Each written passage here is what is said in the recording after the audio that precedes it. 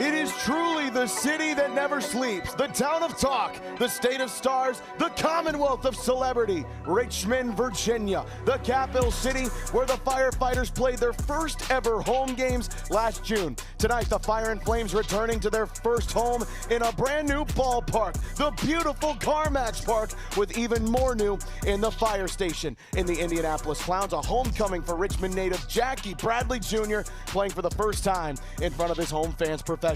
For the fourth straight game, it's the Firefighters, it's the Indianapolis Clowns, live and in living color from Richmond, Virginia. Let's roll. And welcome inside the Dispatch Center here at the brand new CarMax Park.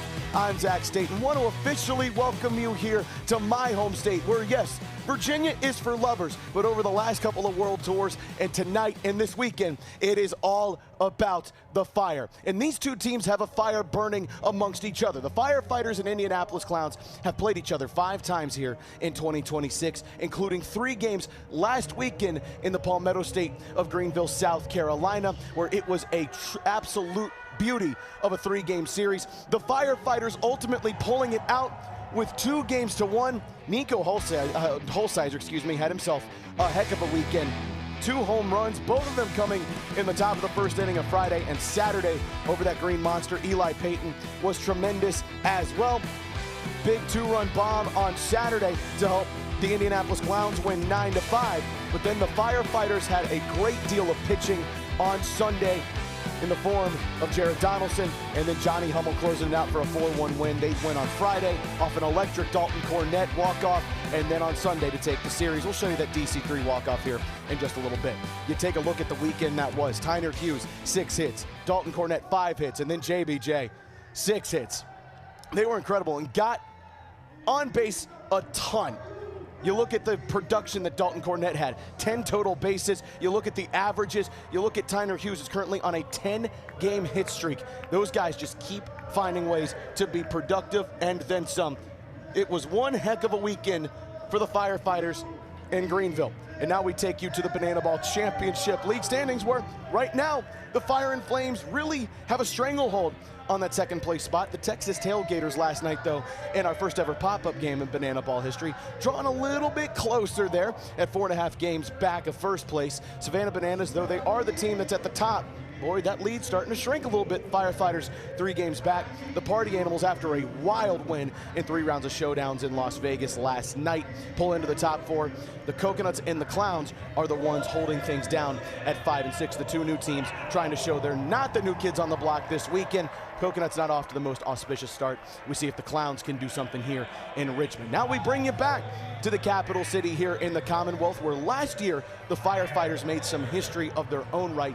A lot of firsts happening here in Virginia. The first ever headlining tour stop happened right here at Richmond, across the street at the Old Diamond, where we introduced you to Bo. We introduced you to Chief, the Bat Dog. And on night 2, he had a lot of bats to pick up. Caden Peanut Green, first ever homer in Banana Ball happened right here. I think that was a sign of some things to come. What about this? Triple, trick play, double play. The first of the Firefighters 2025, and it was a thing of beauty. That's right, Mason Maxwell. Eat it up. Then Logan Lacey. Up is now teammate Brian Trepanier. Left field bomb off the scoreboard. Triple sow cow, baby. The Firefighters ultimately win game 2. 5-2. They split the series at 1-1, but they get to do a little dancing in their home debut. There's a lot of connections to the Commonwealth here this weekend as well from both teams. Bradford Webb from Charlotte Courthouse, Virginia, a town of 700 people. I assume about a 7th of them are here tonight. He's told me he's got about 100 folks with him. He's a VCU graduate, played his college ball over at the Diamond along at Hampton-Sydney. South Trimble won an A-10 championship with George Mason over at the Diamond across the street. The Virginia Beach, Virginia native is back home. And how about Jackie Bradley Jr.? Born and raised right here in Richmond, Virginia. Went to high school down the road at Prince George High School, just about 30 minutes away from where we play, near Petersburg, Virginia.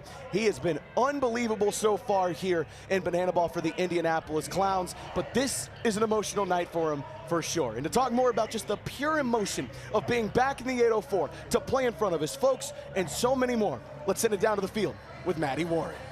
Hey, Zach, thank you so much. Jackie Bradley Jr., I've never been to Virginia before, so I know I've had this date marked on my calendar for a while, but I can imagine you have too. What is it like being home, not just in your home state, but in your hometown? It's very familiar. Like you said, it's home, so I'm very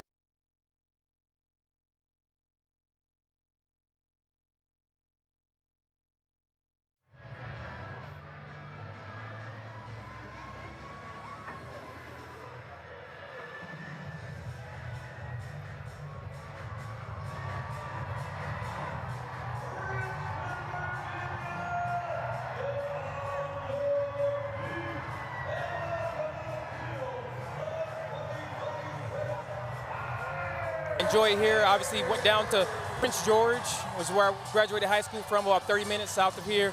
But this has always been home, being able to come back here, visit my parents, and a lot of my family friends along the way as well. So it's special being here, and a lot of them are here today.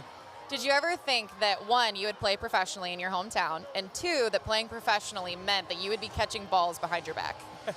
I don't think it was on my bingo card, but I'm excited that I got the call, and hopefully we can put on a show tonight. You know what, I'm excited to see the show, and your mom has had her phone out the whole time, so I know she's excited too. So Zach, it's gonna be an awesome night.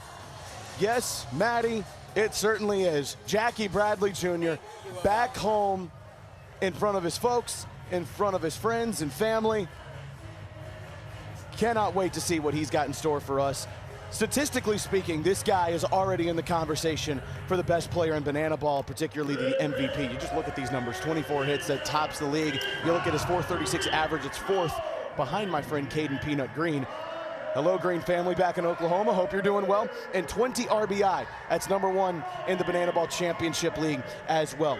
This guy is incredible. When you watch the way that he plays, he moves differently, he swings differently, but he swings patiently. He's mixed into banana ball beautifully, and he's a great representative of not just the Indianapolis Clowns, but our home state here in Virginia. They've got a big old truck on the field as the Firefighters are warming up. Bo the Beavers on a ladder. We're having fun here in Richmond. Let's shoot some fire out of the ground here with the Firefighters. We have Noah Bridges. And in left center, we have Armando Bocera. And in right, we have Lamar, the man who started the fire, Sparks. And in right field, we have Darian McDowell. And at the hot corner, we have Logan Showtime Lacey. Followed by Not So Tiny, Tyner Hughes. And at shortstop, we have Caden Peanut Green. And at second base, we have South, the Smoke Trimble. And at first base, we got Mad Max, Mason Maxwell. Followed by Diesel Dakota McFadden.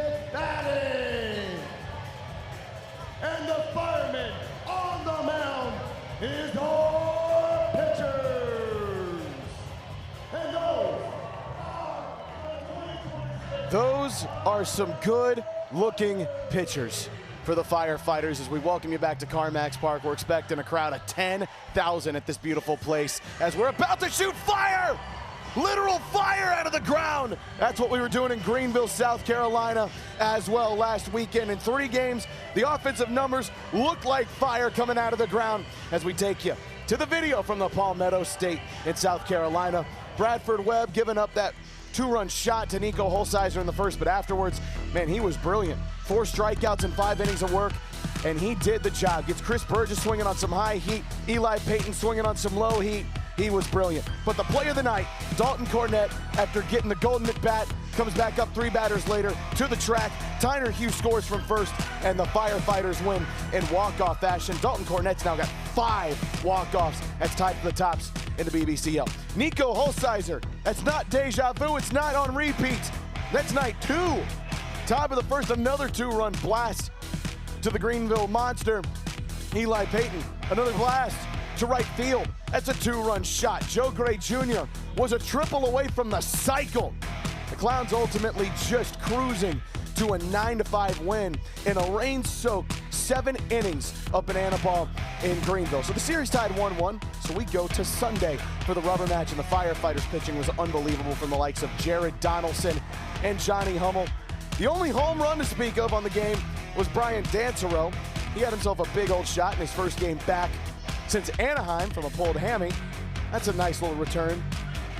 But the Firefighters were just stupendous. Johnny Hummel coming in to get the save, gets himself in a game-ending double play, and the Fire and Flames find a way to win 4-1, really in dominating fashion. Took the trick play equalizer point right out of the frame for the Indianapolis Clowns, and they win it 4-1 and take a 2-1 series win, coming back up here to the capital of the Commonwealth of Virginia. And if you look at what these two teams did against each other, just from a statistical category, man, it would amaze you. Back in Montgomery, they had 58 combined runs, 52 combined hits. They were incredible, and they followed suit last week, and Firefighters ultimately taking 2 games to 1 as Maddie Warren talked to the guy who was one of the best hitters in the sport. That's Caden Peanut Green. Hey, I'm down here with Caden Peanut Green, who was trapped under a fire truck for like 15 minutes earlier today. That'll make sense later, I promise. But Peanut, Greenville, South Carolina last weekend, Richmond, Virginia this weekend. What has it been like to come back to these places that mean so much to the Firefighters brand? It means a lot, like especially this weekend. Richmond last year was our first ever headliner, and we got a lot of love last year, and it was very loud, so we're expecting the same thing tonight, so we're very excited for it. Does that kind of play into what the success the Firefighters have been seeing so far this season? I mean, you're going to these places, the energy is crazy. Albuquerque, insane, and that kind of became your guys' city. How much does the crowd play into your game? It's huge. I mean, especially with a lot more headliner home games this year. Like, the fans are bringing the energy, and it's infectious. It gets into us, and yeah, we're just rolling with it, and our fan base is growing, and we're excited about it. See, now, what's the secret to the consistency for this team, and how are you guys feeling coming into the game? Honestly, I mean, just like you said, just being super consistent, sticking to our routines, not doing anything out of the ordinary, not trying to do anything too big or too little, like just sticking to the game plan and rolling. So how are you feeling about today? I feel good. I feel really good. I feel like I'm flowing. I'm not stressing. I'm not pressing, not thinking. I'm just out there hooping. That was a bit for anyone who didn't know, and it's a niche one, but Caden Peanut Green, he's full of them. Zach, back to you. How could you not expect the guy from Oklahoma to reference Shai Gilgeous-Alexander? Caden Peanut Green playing like an MVP, much like Shai Gilgeous. Now let's look here. Shai Gilgeous, by the way, it's not 2 first names. I don't know what I'm doing. Let's look at the views from the top of this league. The Firefighters have the best OBP and the best average coming into this weekend. You look at the Clowns, though. They produce the most runs, and in between that, they're at the top, it hits, second and third apiece. OBP, the Clowns are right there. Only thing they're not really up to is average. They're tied for 5th, but then they make up for it in home runs with 17 home runs. It's second just behind the Texas Tailgaters, and that power ain't nothing to sneeze at here from the Texas Tailgaters. And speaking of Joe Mikulic's group, boy, they had a fun affair. I hope you watched it on the Banana Ball YouTube page. A surprise for you. The first ever Banana Ball pop-up game in front of 1,000 people at a Texas high school, Navasota High School in Texas. Bananas and the Texas Tailgaters. Joe Mikulic, that's a beautiful man right there. The Bananas wanted to play some beautiful banana ball, but Kyle Martin said, no, thank you. 1,000 people in that crowd. It looked like he swung with the strength of 1,000 people, barreling through for a 1-point Texas Tailgater lead after 1 inning of work. Brett Sanchez was indomitable on the mound, and Indy Stanley, tornado catch in center field. He is one of the best center fielders we've got in the league. Brett Sanchez, yes! Donnie Allen, oh, you don't have to feel too bad. Bill Leroy's got a ton of arrows like that. That's the only run that the Bananas would score all night. They get shut out by the Texas Tailgaters 5-0. And then the All-American Rejects played a pop-up concert just for good measure. I hope they played Gives You Hell, because the Texas Tailgaters gave the Savannah Bananas hell last night in the Lone Star State. Now, it wasn't the only game. Guess what? We're at the Bellagio. We're at the makeshift Eiffel Tower. We're at casinos. We're in the fabulous Las Vegas, Nevada for the Loco Beach Coconuts. And the Party Animals doing battle in a 3-game series. They'd go to showdowns. Peter Holden, sit down Ben Parker. That's a scoreless showdown. But not to be outdone by C.J. Williams. He would hold him scoreless in the bottom half. So guess what? We're going to round 2. Peter Holden won't even chase that one off the bat of Jordan Brewer. That'll bring a run home. It's 5-4 in round 2. So Jason Swan comes on in. That ball went all the way to the track. Jason Swan, broken bat. But C.J. Williams is going to have to really get a beat on this one. And he wouldn't, because Jason Swan is a fast dude. Look at him scooting all the way home. 5-5, we go to round 3 of showdowns as Swanee is plussed out of his mind. Tanner Allen, John Bobo. I don't know why I called him John. John Howard Bobo. Limited the damage to this one, and then C.J. Williams. X just gave it to you. Jake Skull brings in 2. That's it. That's all. The Party Animals win in 3 rounds of showdowns, 7-6, and break the hearts of the Coconuts as they go back in tonight in Nevada to play game 2. And now we go to Saturday. Kyle Field, 102,000 people. The biggest football stadium in the Southeastern Conference will play host to one of the best scenes in banana ball when the Savannah Bananas and the Texas Tailgaters do battle in College Station. You can watch it on ESPN2, the ESPN app, Disney+.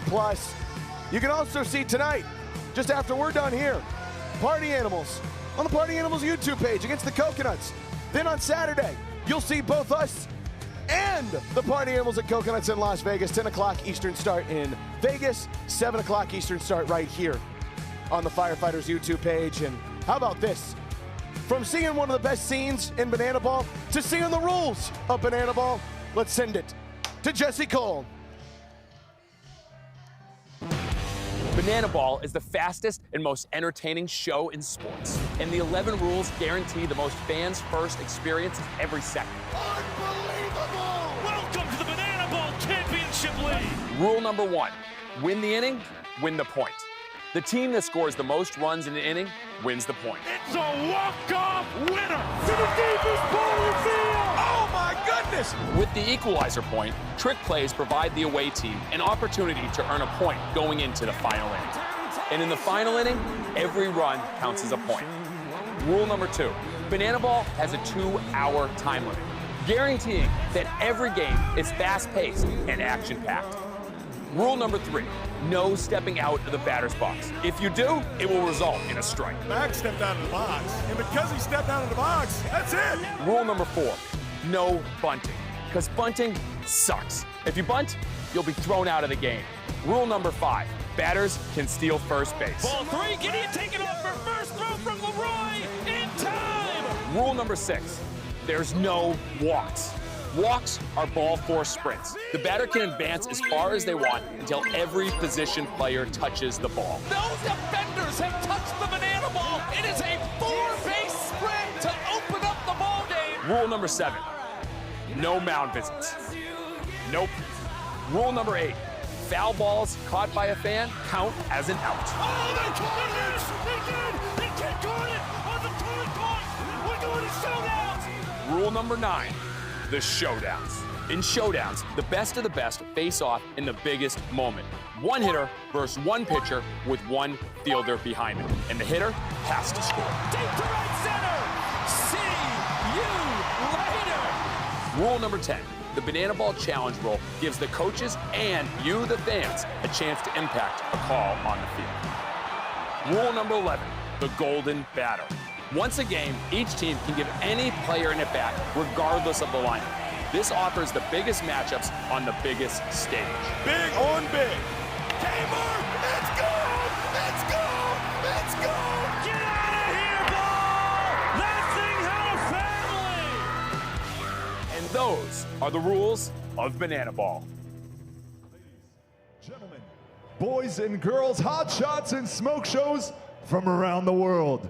Tonight, you and thousands of your friends here live and millions more watching at home have come together to witness this. This is not baseball. This is the crucible where the toughest, hottest, and most entertaining players are forged. This is a game of the fans, by the fans, and for the fans. But this is not your granddad's pastime, and no, this is not any other night at the firehouse. This game is baseball by birth, fruit by name, and an absolute worldwide phenomenon by the grace of God. But make no mistake, when the heat gets too intense, we don't cool off. We run towards the flames. This is a time for all 10,000 people in attendance to get on your feet and give me your voices. Because this is the hottest show in sports. Ladies and gentlemen, this is Banana Ball! And now the starting lineup for your Firefighters. Leading off at second base, number 55, Tiny Hughes. Batting second, behind the plate, number 3, Dalton Cornett. In the 3-hole, manning the hot corner, number 11, Logan Showtime Lacey. Batting cleanup, playing first base, number 4, Eric Jones Jr. In the 5-hole, the hot shot at shortstop, number 2, Caden Peanut Green.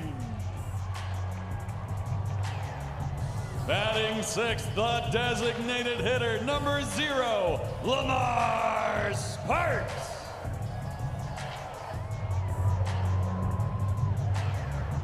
In the 7th slot, ranging right field, number 10, Darren McDowell. In the 8-hole, ranging center field, number 30, Armando Becerra. Batting ninth, the extra hitter, number 7, Mason Maxwell. And the decky, ranging left field, number 9, Noah Bridges.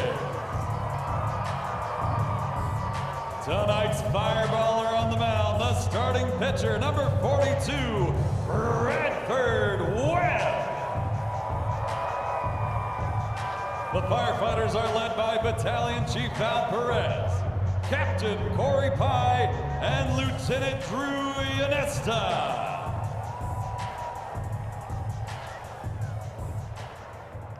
Ladies and gentlemen, at this time we ask all those who are able to please rise. Uncover your heads and turn towards the flag with your right hand over your heart for this evening's performance of our national anthem. Performing this evening, please welcome Ella McKenzie with her rendition of the Star-Spangled Banner.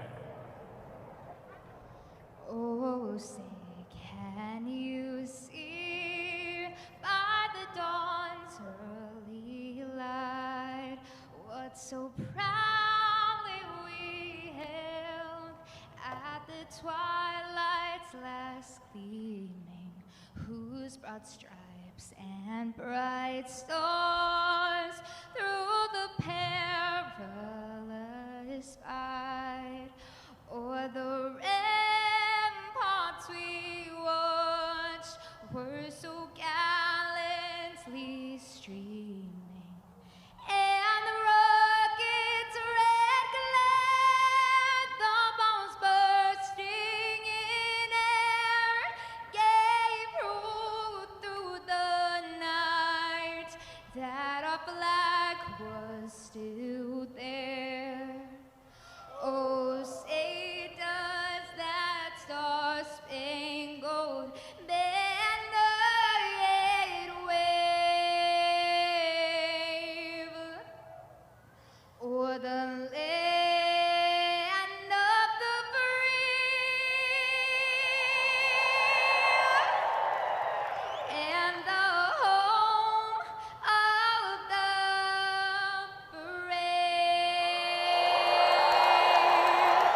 Thank you very much, Ella McKenzie. Ella McKenzie singing the national anthem here in one of the first 13 of the United States of America. We light them up in Richmond, Virginia. Fire and flames up in the sky. Austin Temple's head's on fire. As we go down the line, the 6th and 7th games between the Indianapolis Clowns and the Firefighters. Chat, do your thing with that one.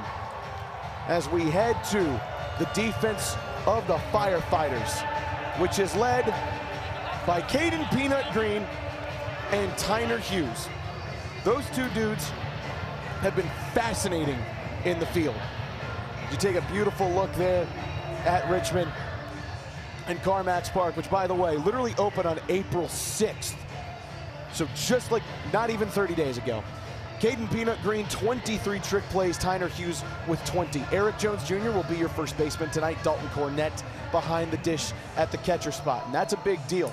He told me when he's playing catcher, he feels like he can be just a little bit more locked into the game, so perhaps a big one on tap for DC3. Your designated fielder is South Trimble, so Darian McDowell will play a little bit in right field, and then South will take over a little bit later in the game, maybe midway through. I'd estimate about the 4th or the 5th inning. Armando Becerra, one of the most sure-handed center fielders that we have in Banana Ball, 10 trick plays on his new team of the Firefighters. Noah Bridges, Darian McDowell, your corner outfielders, and Logan Lacey at third base. I take it that he's one of the best, maybe the best third baseman, defensive third baseman in the Banana Ball Championship League. And one of the best pitchers in the Banana Ball Championship League is on your screen now. Bradford Webb walks back into Richmond for the first time since last season, where he started game 2 of the Firefighters headlining games here with the Texas Tailgaters. Went just 1 inning, had a little bit of a rough outing. We'll get to that a little bit later, but tonight feels much healthier, feels much better, and he should.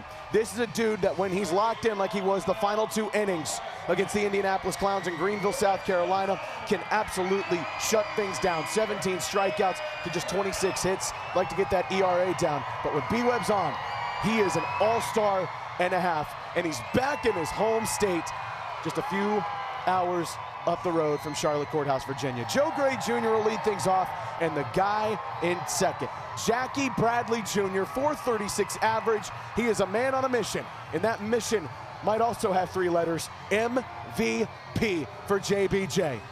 We are just moments away from starting the fire here in Richmond. Glad you're with me in the home Commonwealth. Let's go down to Kaz Egan and ring the bell.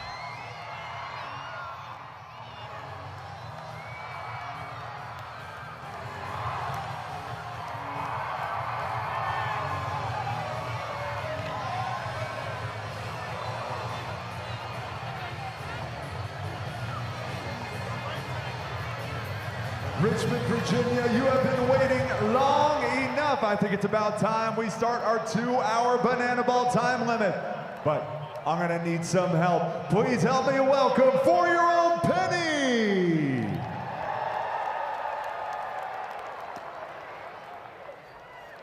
Stand over here with me, Penny. All right, now here's what's going to happen. On the count of 3, myself and 10,000 people in attendance are going to yell, ring the bell. And when we do, you're gonna do just that. Richmond, 1, 2, 3, ring the bell! Showtime! Ring it up, fire it up, let's get it going. Richmond, Virginia, the home of the Fire and Flames for a second straight here. Joe Gray Jr. steps to the plate off of the best weekend he's had in Banana Ball in his young career. 10 at-bats, 5 hits. You do the math. That's a 500 average last week in Greenville, South Carolina, and he topped it off with a Game 2 absolute doozy of a performance, a single, a double, and his first Banana Ball home run as Bradford Webb fires one in high, and off we go. He was just a triple away from a cycle, and that's one of those weekends that Joe Gray Jr. has really been working for as he starts it out 2-0. Also, I want to bring a little bit of attention here. You look at the mound. The Flying Squirrels grounds crew has painted Fire and Flames as Joe Cray, high in the sky. Noah Bridges looking back. It's a leadoff jack for JGJ.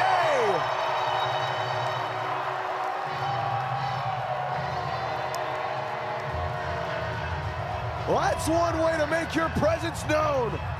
Joe Cray Jr. continuing to see absolute fireballs against the Firefighters.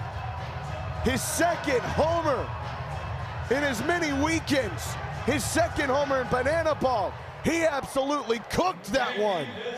And from a homer to a homecoming.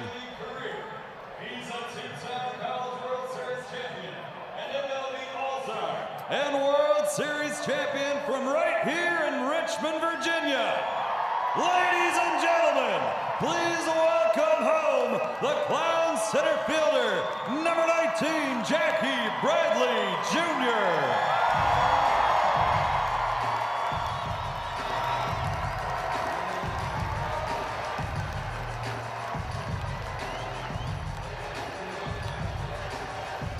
One of the greatest in Virginia history to ever do it.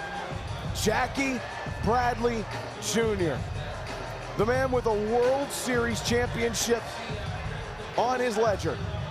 The man with multiple accolades with the Boston Red Sox, an All-Star, an ALCS MVP, a College World Series MVP, steps into the batter's box for the first time in his hometown professionally.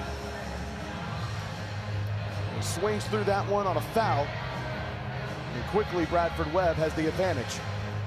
This is what the Clowns did last weekend. Put the pressure right on B-Webb to see what he could do. That chopped over to EJ. Chance for a trick play. Oh, you know it. Eric Jones Jr. call it in. And quickly, one down. So a nice response from the Firefighter bunch after Joe Cray Jr. just nuked a banana ball. EJ, that will count, by the way, because it transferred in the air from his hand to the glove.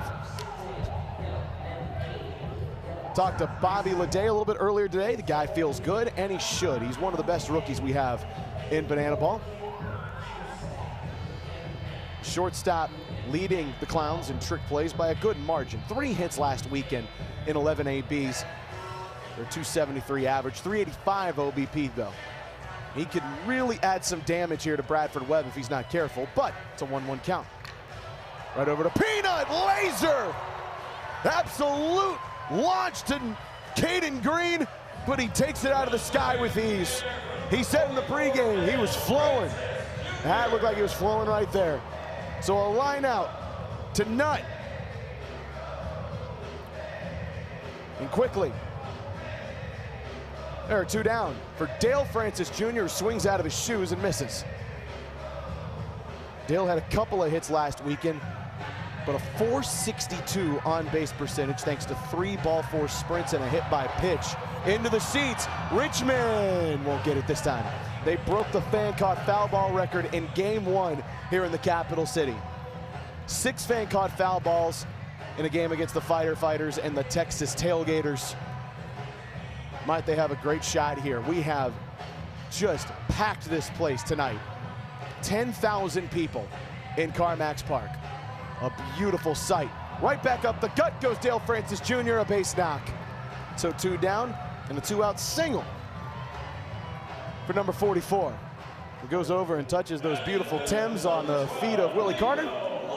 EJ gives him a welcome aboard, and Nico Holsizer, who last weekend in 2 of the 3 games he played in, had a 2-run homer in the top of the first. In back-to-back games, Friday and Saturday. One of them was off Bradford Webb, and we see if he can repeat that history. Those were his first 2 homers this year. And by the way, Nico has one of the most unique circumstances on his stat line. He leads the Banana Ball Championship League in both ball-4 sprints and strikeouts. So this guy does have a patient AB, but he can also be quite aggressive when he's feeling it. Right now he's feeling good. A 2-0 count, make it a 2-1. He hit that homer with the jersey open, a la Dan Oberst, so he's sticking with it. Matty Warren talking to him about that a little bit earlier today. The 2-1 for Bradford. Good frame jab there from Dalton Cornett. It was also a beautiful pitch, and he works it back to a 2-2 count. B-Webb has had some problems with the ball four sprint over the last couple of weeks. Last week, just 2 of them issued out, and he gets the big K. So Bradford Webb sends the salute out to the outfield wall. It's just 1 run of damage, but it's off an absolute bomb off the bat of Joe Gray Jr. Look at this. Sometimes, man, the heater is just what the doctor ordered, and it did there for the Virginia native. And we turn our attention now to the bottom of the first inning in the Indianapolis Clowns defense, which looks a little something like this. Bobby Leday, 23 trick plays, by far and away the leader in the clubhouse over the 11 from Jalen Vasquez and Eli Payton. Again, I want you to take notice of this. Outside of Correll Prime, there are 8 fielding rookies in banana ball lined up here for the Indianapolis Clowns. And yes, we will consider Jackie Bradley Jr. a banana ball rookie. He's got 6 trick plays out in center field. He can really break them out with the best of them. It's good to see Correll Prime back, by the way. Attended his sister's wedding in games 2 and 3 last weekend in Greenville. So a happy marriage to the happy couple as we look at the man on the mound, David Griffin. If you want to talk about some of the best starters in banana ball, you're going to have to bring this guy up, and for good reason. He just finds ways to get outs. 18 strikeouts, one of the best in banana ball. You look at the MPI, 334 for a starting pitcher is excellent work, and that 2.63 ERA, you just don't find that very often. Last weekend, 431 MPI, 5 innings of work though, 4 strikeouts, no ball, 4 sprints allowed. He did surrender 9 hits, which he'd like to bring down. The Firefighters lineup though is one that you really don't want to play around with too much, because when they get bat on ball, they are simply one of the best teams in banana ball right now. Coming into this weekend, 141 hits was good for second. The runs, 113 coming into the weekend. That was good enough to be atop the league. They can do some special stuff, including this guy, Tyner Hughes, who I continue to call the most aggressive leadoff batter in banana ball that we have. If you leave the first pitch over the plate, he's gonna swing. Told you. Maybe he shouldn't have though. Eli Payton between the legs, a little trouble on the transfer, but you can send it on over the first. And just like that, 1 pitch and 1 down for the Clowns.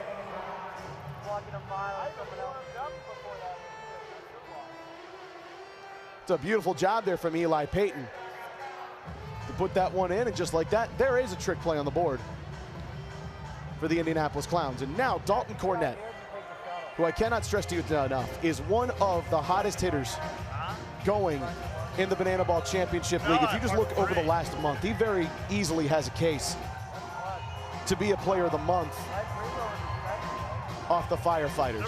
After starting the year a little bit colder than he wanted to, he's had 10 hits in his last 30 days. Skies that one into left field. Brian Dansereau chasing back. He's going to touch the wall, and he brings it in. Track power for DC3. Thought he might have had his 2nd homer on the year. Instead, it's a 320-foot flyout to Dansereau. What could have been there? And now, showtime. Logan Lacey quickly swinging through strike 1.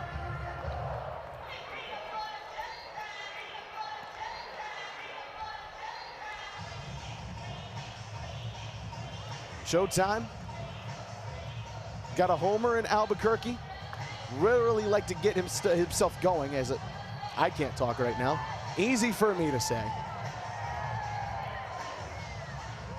So happy to be back in Virginia, can't even tell you. He's 2 for 8 last week, 364 OBP. Chops at it, and that's a sword, and David Griffin absolutely torpedoes through this Firefighter lineup. His first K and the first point of the game goes to the Indianapolis Clowns. Logan Lacey. Oh, that one's a great curve going into the dirt. Lacey tried to stop it. 1 pump will do. They won't get the flag for that one, but David Griffin, after giving up 5 straight singles to start last weekend's game 1, all he does here is just give up absolutely nothing, and the Clowns quickly go up 1-0 in the capital city of the Commonwealth. You look at this park, a beautiful scene here at Carmax Park. 10,000 folks on hand. You look across the street, and there is the old Diamond, one of the most historic venues of baseball here in the Commonwealth, probably the most historic venue for baseball in the Commonwealth. But this place is beautiful. Opened up April 6th this year. Richmond Flying Squirrels, I believe, have played just 9 games in this park, so we're kind of freshly breaking this in. Hi, Bradford Webb.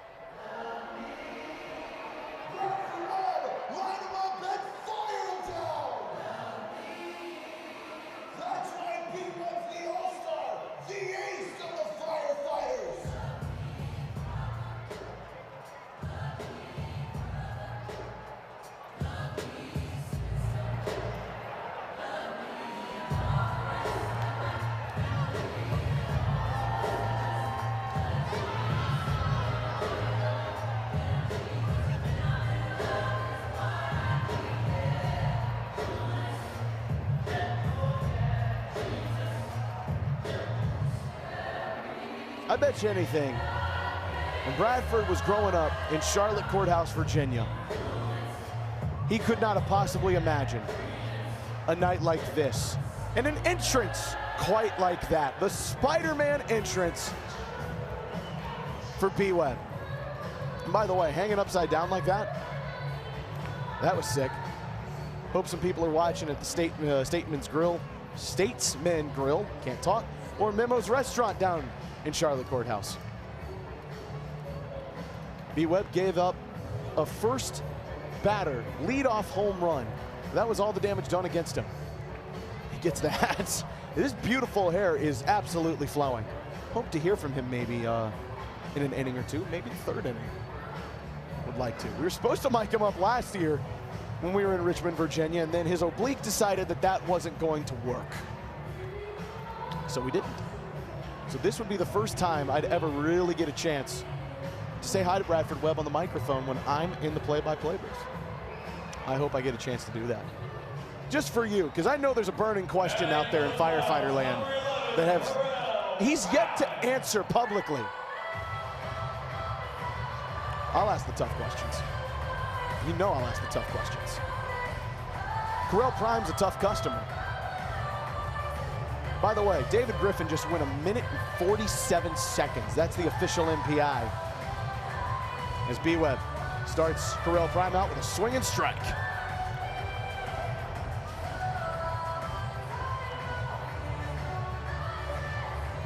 Primer, the 2nd overall pick for the Clowns, and he does the job right there through the gap. Over to Noah Bridges in left field for a base knock. So he sees 2 pitches and sends that 2nd one on out to left field for a base hit. Correll with his 11th to match his jersey number. Bradenton, Florida native. Goes over to first to meet his old teammate Eric Jones Jr. Now up to bat, Chris Burgess. He's calmed down a little bit through the first 6 or 7 games, and yes, I did that on purpose. He was batting .500. He's cooled it down a little bit, down to .293, but a .408 on-base percentage will certainly help you out as well. Bradford could really use a double play here. He could also use a swing and miss, and that'll do it.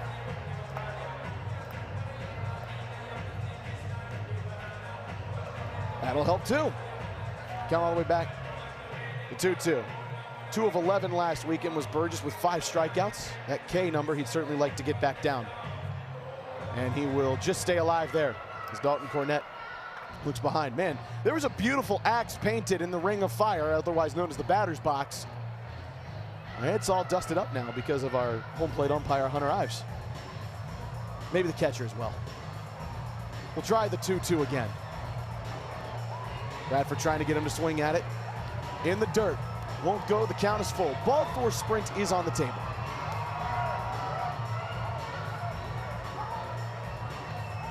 Little outside, it's a ball 4 sprint, the first issue to the game. So now, if you're new to banana ball, all 7 fielders behind the pitcher must touch the banana ball before the runner can be stopped.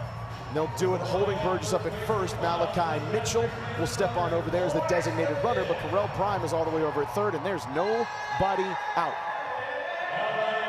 Again, that's been one of the big issues for the Fire and Flames, has been the ball 4 sprints. really have got to find a way to calm that down. Coming into tonight, they had a 13% ball force sprint rate. That is top 3 in the league, and that is not what you want. Got to find a way to get a strikeout here against Eli Payton.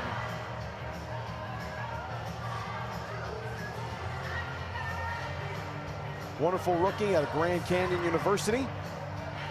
Stares at the 1-1. Had that big home run last weekend in Floor Field.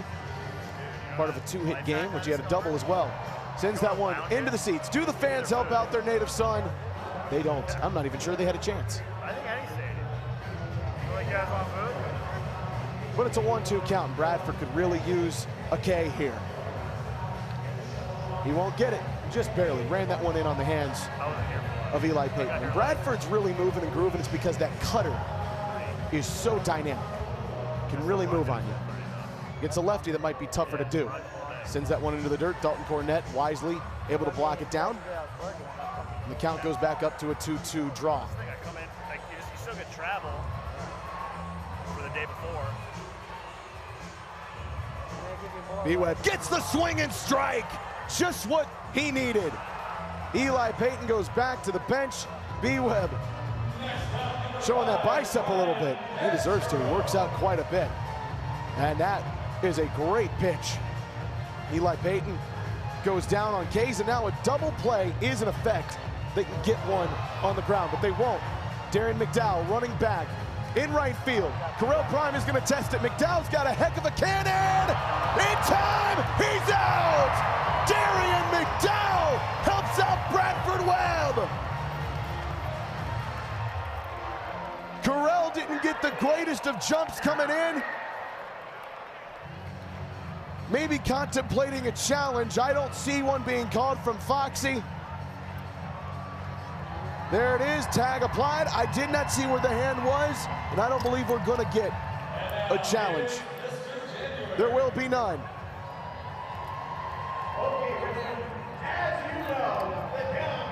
So a heck of a play from Darian McDowell. And Bradford Webb puts runners on the corners with nobody out and gets out of it scot-free. The state of Virginia treating him well. And the state of Virginia really treating a lot of baseball well. The history here in the state, so pure, especially at the Diamond. You look at the teams that have been here. The Richmond Braves, obviously the one that most people knew and loved growing up. They turned into the Flying Squirrels. That's right, the Flying Squirrels here in the River City. The Diamond with so much history in that beautiful ballpark, including the first ever Firefighter headliner game. Still the home of VCU baseball. In fact, Ben Dumb and Bradford Webb sneaking over there a little bit earlier today to watch the Rams in a doubleheader with the St. Louis Billikens. But we go from all that history to a park that's making its own name here in CarMax Park. This place was being built last year when we came to the capital city, and I think everybody was looking over here with eyes wide open, wondering exactly what it would look like if we ever got to play here. And guess what? We'd get a chance to play here. There's David Griffin. He went 1:47 seconds in inning one. When the guy is locked in, there's just nobody better than David Griffin outside of maybe one or two pitchers. Chris Clark, you can certainly put up there. But after that, man, it gets tough to find out who the best pitchers are beyond David Griffin. And the Firefighters have a bunch of them too. Some real good ones. Jared Donaldson's up there. Bradford Webb, when his stuff is on, he's up there. But Austin Drury, Brett Sanchez, Chris Clark, David Griffin, Jared Donaldson, those five have really put themselves in prime position to be the top 5 starters in our sport. But this guy at the plate has the opportunity to put the Firefighters atop this inning. He did not like that one. Eric Jones Jr. Boy, over the last month has been an absolute magician at the plate. He doesn't get out anymore, folks. He just doesn't. He's worked his average all the way up to 357, and that is with a slow start. And that's because of a great, and I mean stupendous, weekend in Albuquerque in which he went 5 for 5. Knocks this one into right field. Joe Gray Jr. chasing. Can he find it? Yes, he can. EJ had a 3-1 count. Ultimately can't bring that one in. But EJ over his last month has 14 ABs and 10 hits. The dude just doesn't get out. 714 average and a 762 OBP. So Joe Gray Jr. finally gets him out. Might want to keep the banana ball. This guy's also become a superstar. That is not the superstar hit he wanted. Caden Green, Bobby Leday chasing it. Brian Dansereau, he dropped the behind the back catch. Peanut into second, and the Firefighters have a shot on a missed trick play to take advantage of a mistake.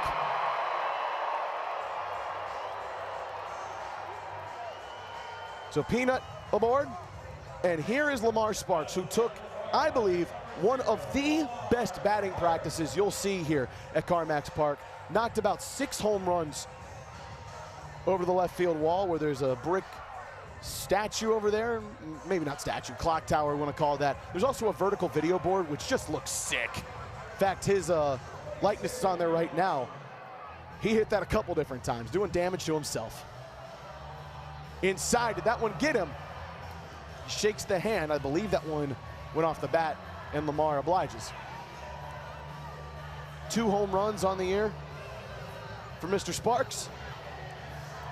Take a look at that one. Yep, that one clearly off the bat. Might have stung the hands. Ball 4 sprint on the table. If it is issued, Firefighters win the inning. Caden could coast home from second base. Lamar chops at it, knocks it foul, and the count is run full. Big payoff pitch coming.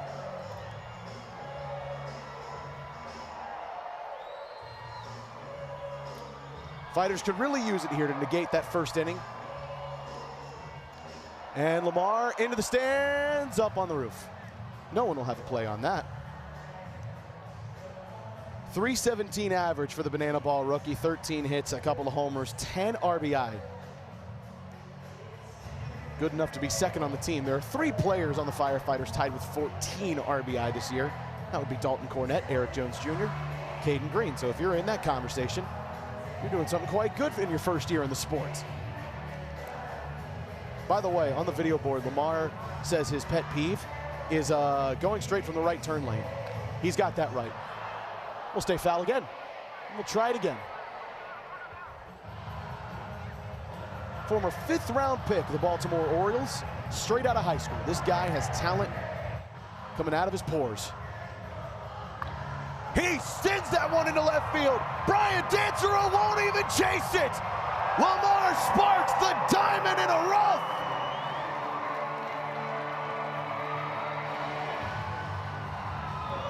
Librarian, please give me the Sparks notes. Lamar just crushed his 3rd homer of the year. And look who's on third base. Ladies and gentlemen, Chief.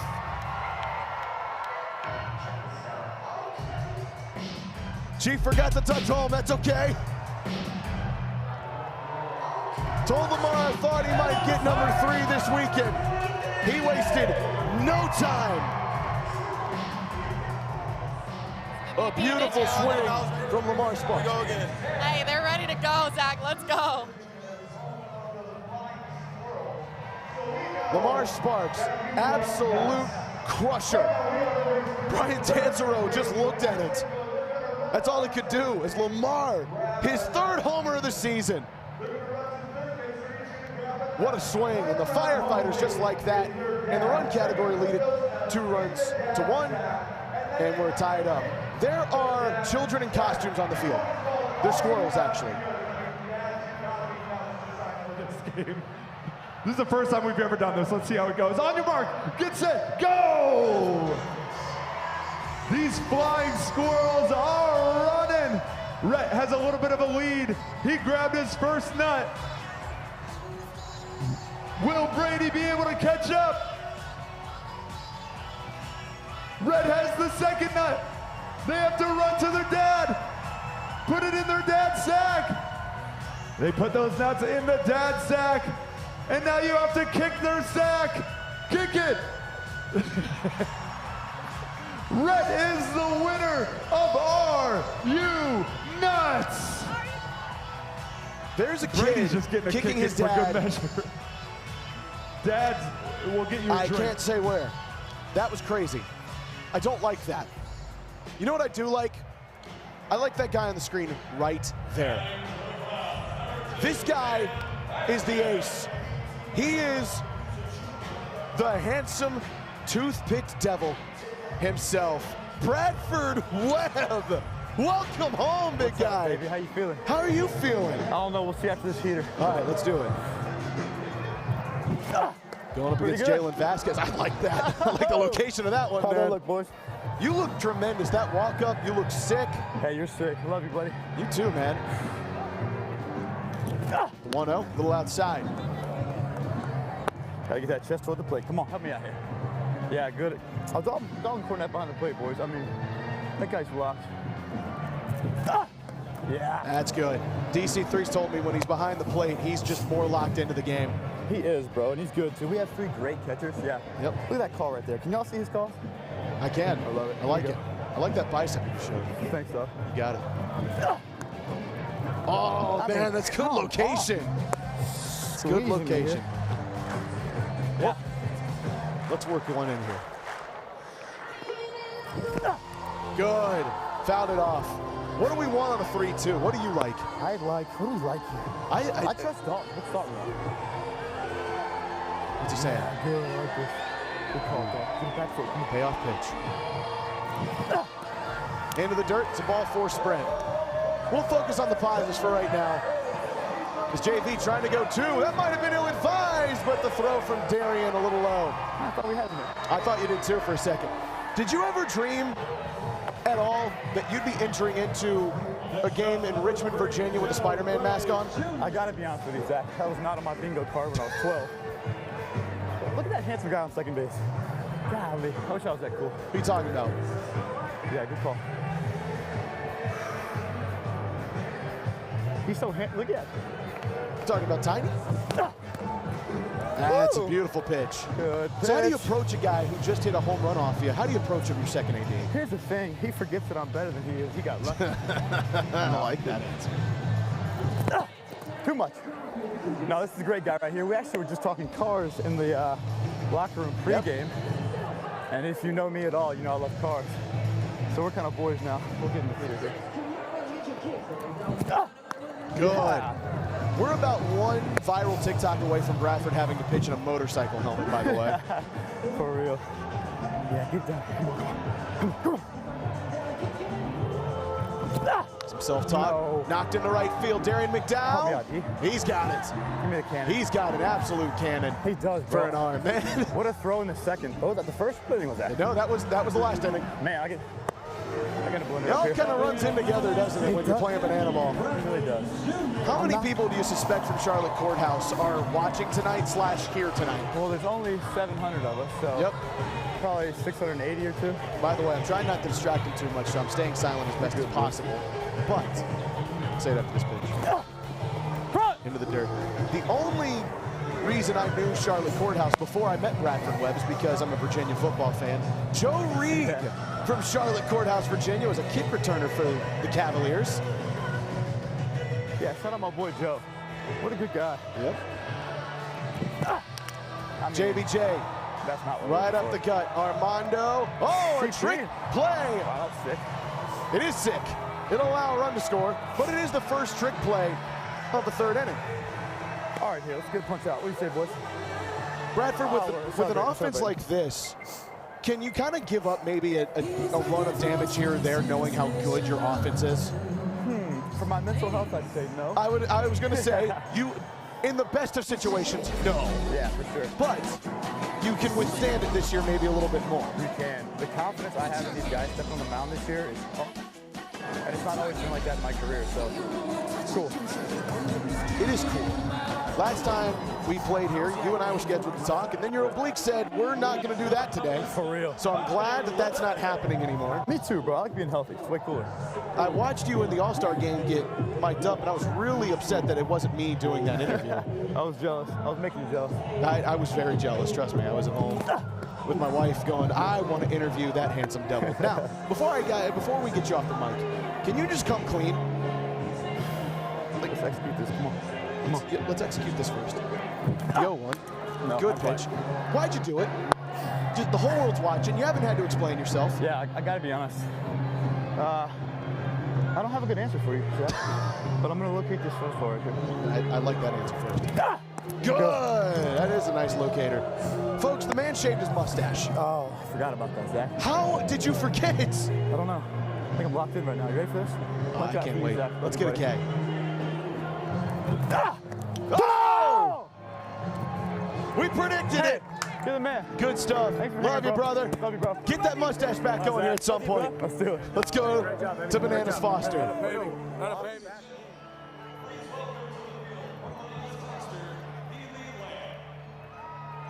Across the United States, there are over 400,000 children and teens in foster care without a permanent home. To raise awareness and support this community, we created Bananas Foster, the official nonprofit of Banana Ball. Our organization is dedicated to celebrating those in the foster care community while educating and inspiring others to get involved. Tonight, we are celebrating the Beggs family. After both serving in the U.S. military, Drew, a current firefighter, and his wife Elizabeth wanted to continue serving their community, so they became licensed foster parents 2 years ago. On top of her work as a foster mom, Elizabeth also works in policy, helping to further advocate for children experiencing care. In total, this family has welcomed 4 incredible children into their home. Fans, please join us in celebrating this amazing family for making a difference right here in your community.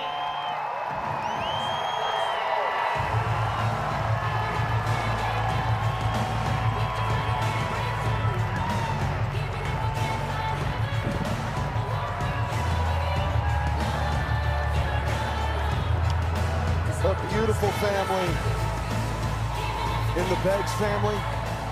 Drew, a U.S. military server, served in the U.S. military and now current firefighter, and his wife Elizabeth have done so many great things in the foster care community. You want to help families like that, just text BUNCH to 50155 to support Bananas Foster and so many rock star families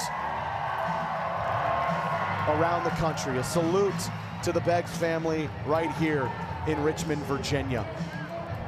So far, you have had one heck of an affair from the capital city. Bradford Webb giving up 2 runs, but that's all the damage he's done. The Clowns are getting barrel on ball, but the Firefighters responding in kind with a 2-run second. Lamar sparks a rare mistake from David Griffin, and Lamar took all advantage of it with his 3rd homer of the year. And now the Firefighters will have to respond again. And Bradford's right. You don't want to give up runs in Banana Ball. My question to him was more so, can you withstand it a little bit more this year?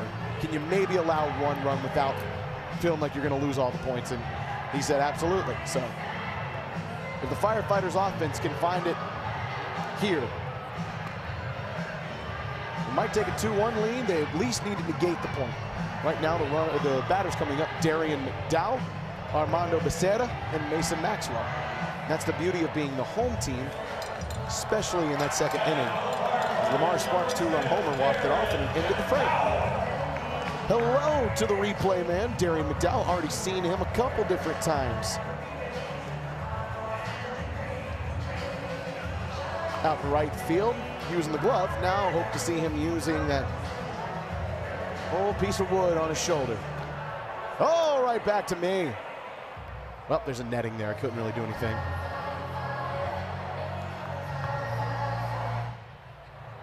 See Joe Lytle in the background there. As Darian looks at one going inside. Hurt his knee in Greenville, but not too seriously. They hope to have him back in maybe a week or so time. That is an absolute beautiful mover. Just like that, 1-2 count. Darian McDowell wanted it and then didn't, and probably should have wanted it. And he lobs this one into left field. That's a base knock for Darian. So Premium aboard with a single, and the inning tying run is aboard. Give a little chop of the wood, And hello, Smoke at designated runner at first base, and hello to our firefighter of the night.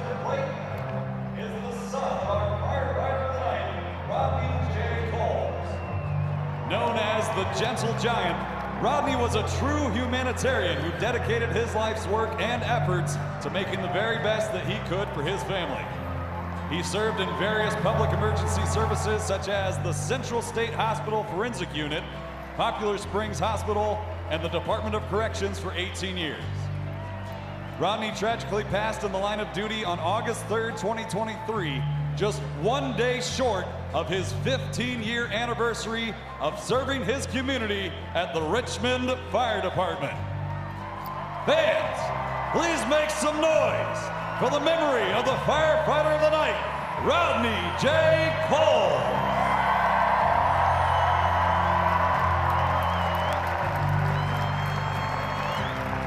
Bring a tear to a glass eye.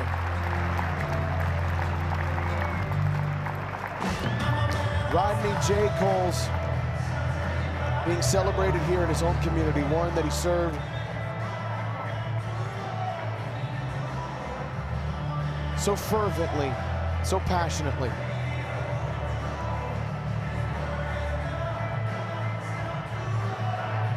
Honored tonight as our firefighter of the night. A salute to Rodney, whose end of watch came at the age of 49 years old on August 3rd, 2023. Salute to him as Armando sends this one down the line in left field, and it's gone! Hasta luego, Armando Becerra!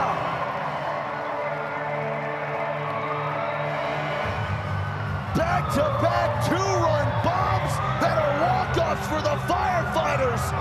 And Armando Becerra, his second homer in the Fire and Flames. He has been wanting that one for a while.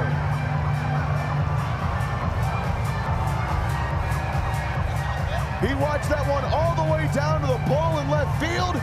That was sick. Hi, Matty Warren. Mondo, how did you feel for that one? I feel fantastic. The boys are rolling. It's the hottest team in sports for a reason. Let's go. Hey, fire me up, Zach. Let's go. Fire you up. Fire me up. Dalton Cornett and Apo Taco. And this is one of the first real times that we've seen the Firefighters not just go yard multiple times in a game, but really get to David Griffin and Armando Becerra. That's why you draft him in the 3rd round of the 2026 Banana Ball Player Draft. That's why he's such a dangerous hitter in the 8-hole. This guy, yes, he has maybe not hit exactly what he wanted to this year. Armando's on-base percentage coming into the night was through the roof, 311, and he was only hitting 143. Both of those are going to take a ginormous jump up. But you also look at the Banana Ball Open. He had 2 hits and 2 ball-4 sprints, and one of them was a 2-base ball-4 sprint. In big situations, Mondo is the guy you want, the center fielder. That was sick. That went every bit of the 325 it takes to get down to the pole in left field. It might have been 328. All that matters is it was gone. And the Firefighters walk off back-to-back bombs.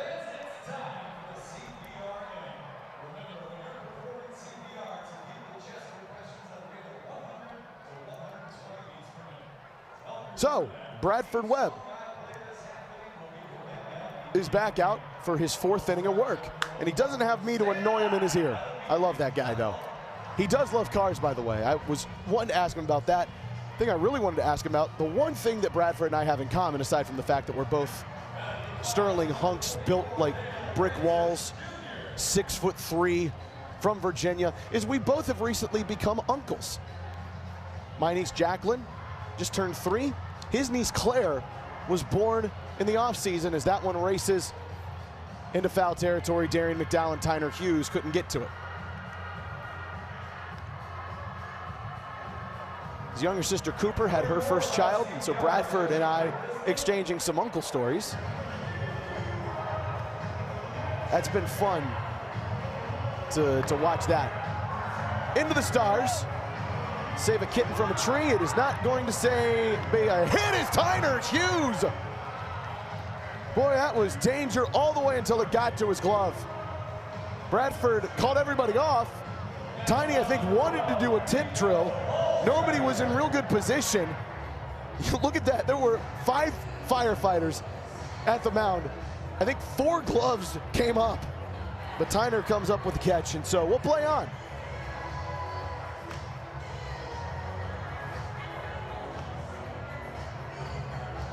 I'm out of breath now. Guys can't scare me like that, man. We got to complete our missions. Can they do it any better here? Into the Richmond crowd, or does Dalton Cornett have a shot? Oh, what a play! DC3 flashes the leather. That was not simple at all, but he makes it work. Look at this, Jared Donaldson watching. Dalton Cornett at the tip of the leather finds a way to bring that one in. Nico Holsizer are not happy with that one. They'll have to go back nonetheless. So 2 flyouts to God here for the Indianapolis Clowns. Correll Prime back up. He had a single his first plate appearance. It was on the precipice of scoring a run until Darian McDowell had an absolute heater of a throw from right field to gun him down to the plate. Over to Peanut. Chance for the trick play. In between the legs, over to EJ. You can call it in. Second trick play of the evening for Peanut. It's 3 trick plays in the book for the Fire and Flames. And from the trick plays to another tradition here in Banana Ball. Folks at home, I hope you'll all be my baby and say, hey. That was weird. Because right now, next time I'll just say, hey, baby. Hey, baby! You better be clapping those hands, Richmond.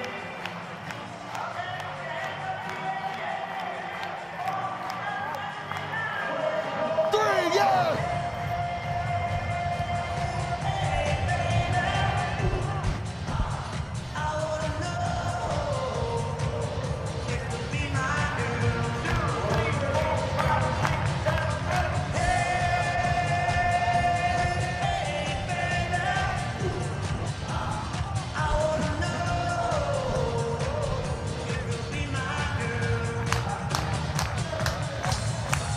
Walk it out.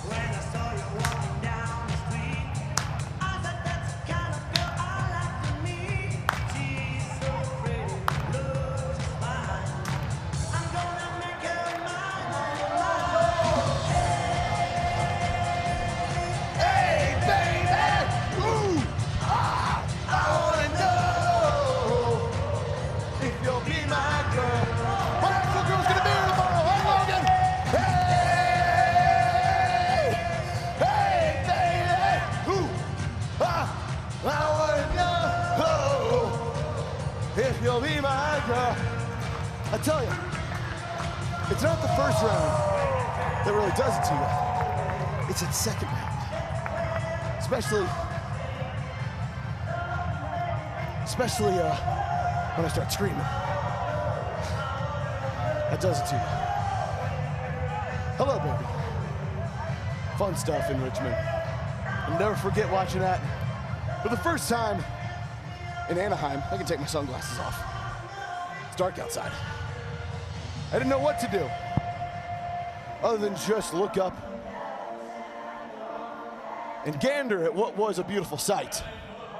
Just like I look here and see a beautiful sight in Richmond, Virginia. And I tell you, as a beautiful man comes up, Mason Maxwell. 11th round pick for the Fire and Flames. All he's done is hit .333 on the year. One of the most impressive turnaround stories so far this season for the Fire and Flames. Heard him on the mic last week. He's got a lot of stuff to be proud of here. I am viciously out of breath. Mason, boy, that'll do the job. Gets right by Correll. He's turning for 2, and Joe Great Jr. knocks him down. He tried it. It was a slow roller down the line. You commend him for the aggression. but an inning where it was clean at the top. You just kind of wanted to get a base runner. So Mason stretches a single into an out at second. And it was a great throw from Joe Gray Jr. Sometimes you tip your cap to the fielder. So Mason reaches with a single, but out at second. And now Noah Bridges, whose history in the state of Virginia includes a walk-off game-winning home run to dead center field in Salem. Noah's had a little bit of an up and down start to this season. 3 hits in Little Rock in game 2. Had a home run in Montgomery, a triple in game 2 of that series.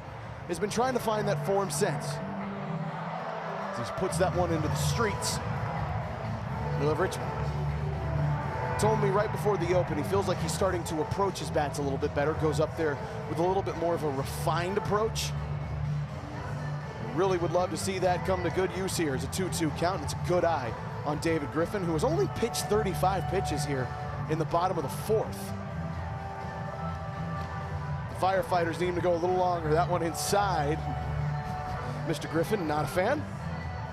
As a guy who was in the Mets organization through hard work, wasn't drafted there. He just did his thing in independent baseball and found his way to the New York Mets farm system. As he pounds the rosin bag. We'll do it again. Again, Noah does have a home run against the Indianapolis Clowns. And he's gonna have a ball 4 sprint right here. That one took a while to get to Bobby Leday, and Noah has speed to burn. Into second easily with a ball 4 sprint. And the inning-winning run is at second base, and it's Chief! Clear out! Returning to the first city of Chief, collects the bats, and gets a plushie made in his name, an image, and likeness. I hope he gets an NIL deal from that. I don't know what you pay a dog. Treats, water, love, peanut butter, something. But I hope Chief gets a lot of it.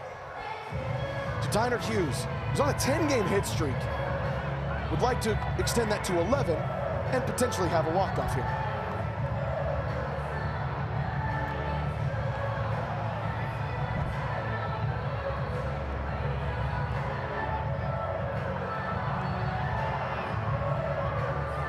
Tiny has been one heck of an addition for this Firefighter squad, not just statistically. You obviously know what he's done as he puts that one into right center field.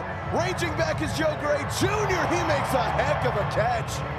Goes up against the wall. Noah still has some time to tag up and get to third. He was halfway to third. I think everybody in the park thought that one was landing. Joe Gray Jr. having a heck of a night in right field. But the Clowns still not out of the danger yet. Dalton Cornett with a runner at third. Look at this. I mean, that's incredible. Going all the way back to that Bonds to Coors sign, but making a sweet catch over the shoulder. Really not much been hit, by the way, at the Richmond native Jackie Bradley Jr. Might get to hear from him a little bit later. DC3, is that gonna stick? It will not. Brian Dancero brings it in, and the Firefighters have to settle for a runner stranded at third base. David Griffin finds a way to put a 0 on the board, and it's still a 2-1 game. These two teams so evenly matched over their first 5 games, and now as we play our 6 games, that same story continuing to play out. You take a look at their numbers just against each other. If you're a pitcher, look out. 60 hits coming into tonight for the Firefighters, 56 for the Clowns. The average a little bit better for the Fire and Flames, but the run production has been better for the Clowns. The Firefighters really benefiting from being the home team in 4 of those previous 5 matchups, as I think that's Marshall Schill running around with fire and a bunch of children chasing him. 485 OBP though, that's a heck of a stat there for the Firefighters. They find ways to get on base. Can we please get a camera on someone tackling Marshall Schill? Like, this is crazy. Marshall is in left center field, and he's been tackled by a bunch of 10 to 13-year-olds. Catching fire, I guess, is what we're calling this. Oh, look, Marshall got back up again. I hope these kids are careful. You know who else I hope is careful? The guy on the mound. A new pitcher for the Fire and Flames is Marshall, taking punishment all over Richmond. Brian Trepanier. Hello, BK. Has had just 3 innings of work so far here in 2026. He's been mostly effective in all of them. 5 strikeouts, just 4 ball, 4 sprints. He's given up 6 runs, but only 1 of them has been earned. A 3.0 ERA. His MPI, they'd like to get that down. 631 on the bump.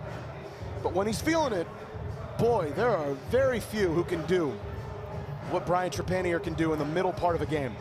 So Bradford Webb's night is done. It wasn't the easiest, but daggone it, it was effective. B. Webb will now take a seat and hand the ball over to the man on the mound now, BK, again, who, if you haven't heard his story in starting with the Firefighters, wasn't drafted back to the Texas Tailgaters last November in the Banana Ball player draft, started working in the Banana Ball merch warehouse in Pooler, Georgia. Right after Ron Franklin had his ACL injury on the Banana Land at Sea Cruise, Firefighters had an extra spot to sign with. They decided to give BK a call. And one of the best human beings in our sport is back in our sport as DC3 drops ball 4. It's a ball 4 sprint. Not the way he wanted to start. Burgess, he's going to second. If they get a beat on this, they can tag him out. Oh, and they don't. They had the timing down perfectly. Armando calling for a challenge. Firefighters are begging the fans to do it. This was timed beautifully. I have not seen a challenge be made. Oh, and they probably should. Oh, and we are getting a challenge. I believe Val Perez has come up with it. And I believe this challenge is probably going to be successful. Looks like a good tag to me. Chris Birch is laughing. Peanut is shocked. Brian Trepanier is slapping himself. Our old plate umpire, Hunter Ives, is going to go down to the dugout and take a peek. From the views I've seen, I believe this call should be overturned. Some would accuse me of being a little biased. I have 20/20 vision. By the way, I watched Jackie Bradley Jr. earlier play with his contacts for a while, trying to get the right one in the right eye. That was fun. So there's the tag. You can't see from that angle where his foot is. Here's a great angle. There's tag. I don't think his foot's on the base. I think that's out. And the crowd here in Richmond agrees. Chris Burge is pointing at the video board. That's a great angle too. Man, I wouldn't be shocked at anything here. I think it probably should be overturned, but Burgess did a heck of a job avoiding it. Second base umpire Jake Moore right on top of it. He's got a pretty darn good angle. Flash the Kid is at second. Should the runner be called safe? What does Hunter Ives and Chad Little decide? The call on the field has been overturned. There it is. The runner is Noah Bridges did lay the tag down in time, and it's an out. Javon Ray pumps the fist, and Val Perez has successfully used her challenge. So the Fire and Flames go from potentially having a runner on base to having nobody on base and 1 away. Eli Payton thought about it. Oh, Chad Little does say he went for it. The umpires not favored in the circus, but it's an 0-1 count. Eli into the streets. Broad Street, to be clear, is not near here, actually. I thought it was for a moment. It's not. Payton again trying to test those limits. By the way, Firefighters still have yet to have a fan-caught foul ball induced for them. They've had 3 caught against them, including one of the craziest I've seen last weekend in Greenville, where Eric Jones Jr. hit one into the concourse. In the middle of the rain, a fan running backwards found a way to snag it with a glove. Just like Dalton Cornett found a way to snag that one outside with a glove.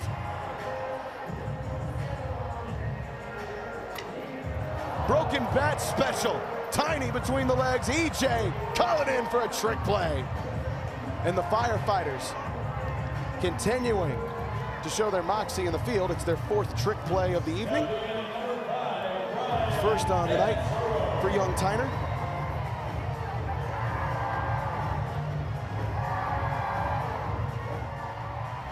And there's 2 away. And so what a turn of events here for the Indianapolis Clowns, who still trail it 2-1.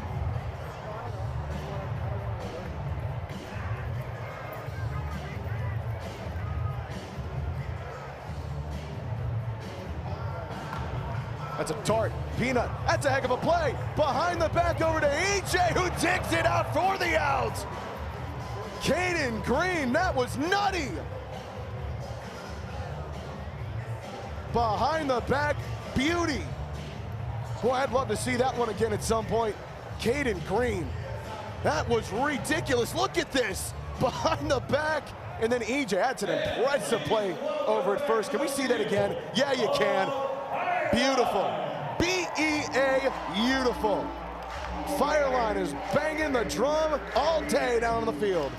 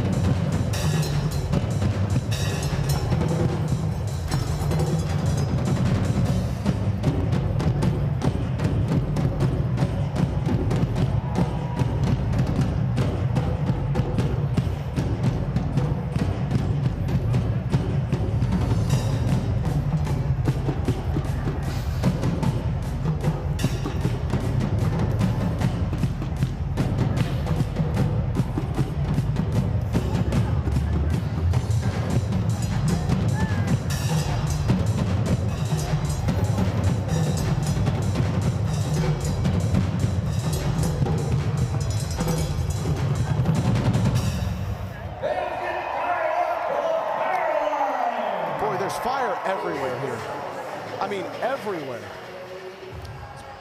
We welcome you back here to Richmond, Virginia. Fisher Polydorov is on the mound. We'll talk about him a little bit later, because right now, the man on the mic needs no introduction, but he deserves one. So I'm going to give it to him. The guy was born and raised here in Richmond, Virginia, won a World Series with the Boston Red Sox, 2 of them to be exact, a College World Series MVP with the South Carolina Gamecocks, and tonight he plays for the first time professionally in his hometown. Ladies and gentlemen, you know him by 3 letters, J.B.J. Jackie Bradley Jr. Sir, how are you? What's going on? How y'all doing? How you feeling out there, man? Feel good, feel good. It's the temperature is perfect. Yep. And I can't enjoy a better night. These beautiful Virginia skies, man. Every now and then, living down in Savannah, I miss these. Over the mountains, this is the perfect scene, isn't it? It is. It's perfect. You're right. So, what were the emotions on that first walk-up, coming in and hearing 10,000 people in your hometown for the first time since like 2008 give you that level of an ovation? Yeah, it was exciting. Anytime you get to come home, it's very familiar. So I got a lot of family in town, so you always want to try to put on a good show for them. Mother Alfreda, by the way, is in the crowd tonight. She is a retired Virginia State trooper. Yeah. So this has got to be cool for her, too, to see a team that is so focused on honoring those who have served and watching her son play at home. Yeah, for sure. My mom was pretty strict as a cop. She really? When I was a kid. So I would like to say that she shaped me to who I am today, and my father as well. They're pretty strong with making sure that we try to be the best individuals we could be. Me, my brother, and my sister. So what you're telling me is that curfew was not given much of a recess on that, were you? Oh, no. They made sure they kept everything under business. JBJ running in on the ball for a sprint. The living Logan Lacey to just 1 base. Is that one of the biggest differences, by the way, in banana ball? Like, you might not get anything hit to you, but you're going to get your cardio in with these ball 4 sprints. Oh, yeah, that's a big difference. obviously that's why you condition for this stuff like this. Yep. For these particular moments. JBJ comes from a state, as we see a pitching change here, Dejan Reynoso on the mound.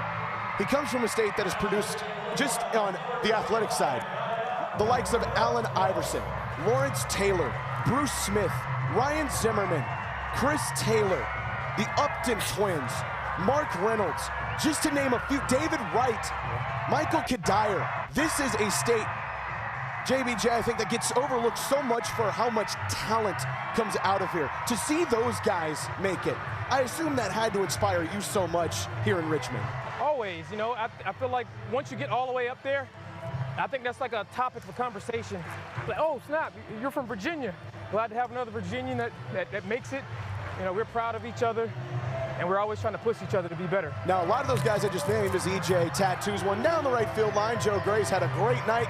He will not be able to catch up to that one. A lot of those guys are from the 757 down in Hampton Roads, down near the Tidewater, but you represent the 804. The pride that comes from representing a place like Richmond. Where does that sit in your brain as you look down your resume and see, I can say, I came from Richmond to win a World Series, a college World Series, and play in banana ball like you are tonight? It's an honor. Verlander also, Goochland area. Correct. Both Verlanders, Ben, his brother, Justin as well. There's other couple ones that I not like to bore y'all with, but you know, we're all excited, and I can't believe I'm back here. I never got a chance to actually play here as a professional, so you know, this being the first opportunity, I'm so glad to be here. What are your first memories going over the diamond? First memory was probably watching the AAA Braves. Yep. That's how long ago. The Richmond Braves. That's right. Which, by the way, this man played for a team called the Richmond Braves. Just the travel ball squad. That's true. EJ takes one inside. So, I mean, that's how long I've been to the diamond. And then obviously the transition to the Flying Squirrels, the AA team for San Francisco. I got a chance to see it all. This is not, by the way, his first time playing professionally or in the minor leagues in Virginia.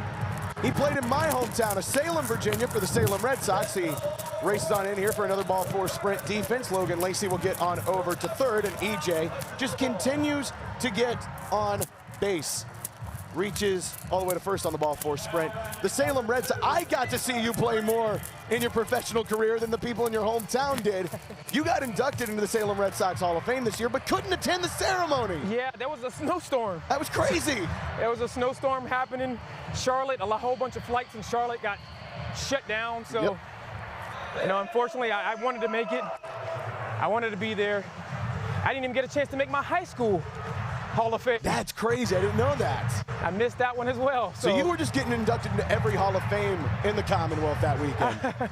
Well, that was actually a different weekend, but and I wanted to be there. I think it was Wait, how many storms are going to stop you from making Hall of Fame? No, this one wasn't a storm. I actually had to play in Charleston that weekend. So okay, so that one was business. Business That wasn't Mother Nature becoming a you-know-what. Yes. Okay, got you on that one. In Salem, did you get to go visit my favorite restaurant, Mac and Bob's, by the way? I'm not sure if I went there. I hope you did. Boston Zones, man, from Mac and Bob's.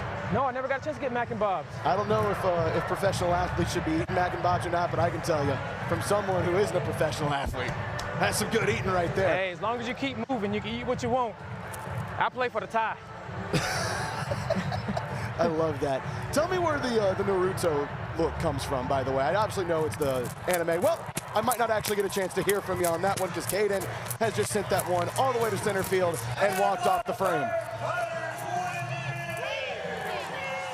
Well, Jackie, I gotta say, from one Virginia guy to another, you are an inspiration for so many, man. It's been an absolute pleasure getting to talk to you.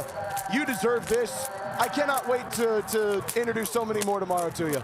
Thank y'all so much. I appreciate it. It's an honor. That right there, folks, one of the best representatives of banana ball, Jackie Bradley Jr. Can I get a quick 2 up, 2 down real quick from you? There it is!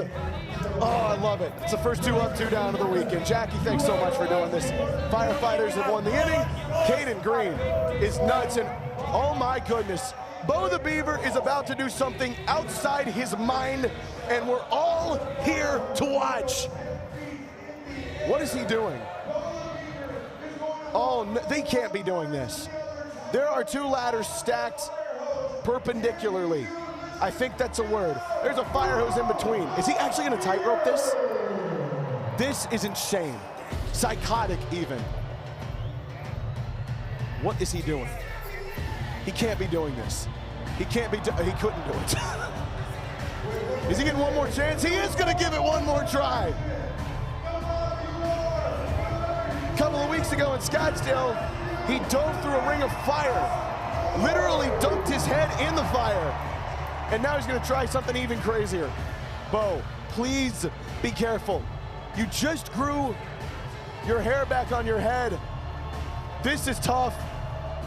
He's halfway there. Oh my goodness, folks! Bo did it! What did we just see? Bo the Beaver just tightroped on a fire hose!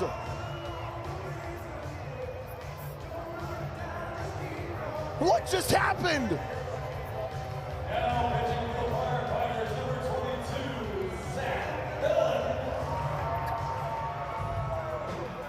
From a tightrope walk to one of the quickest pitchers in Banana Ball.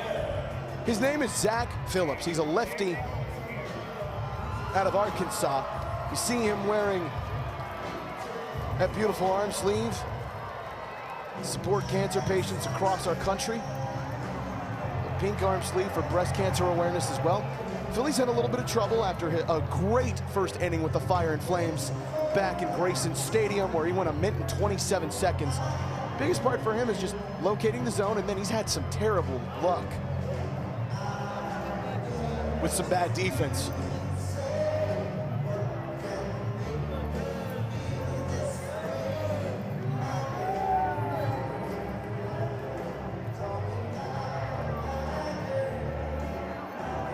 Philly, goodness gracious. That was sweet. Big K for Philly. And already one down, and folks, something has just happened in the booth. I've been joined by someone. I can't believe who's here. As Joe Gray Jr. slaps one right to EJ. Can he go between the legs? Oh yeah, he can. Call it in for a trick play. Right over to Philly, and just like that, they're 2 down. We're gonna talk about this guy in a minute, because Philly might be doing something real special here. JBJ up to bat. We just got done talking to him.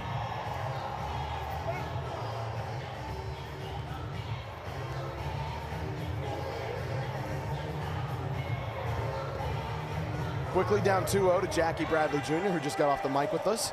Apparently every Hall of Fame he's ever been inducted to, there is some sort of thing that precludes him from going.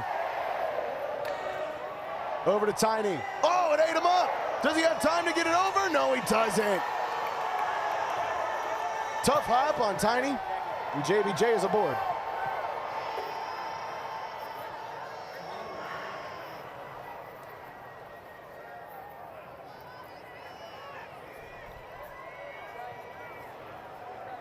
Is there a challenge? No, there's a walk-up.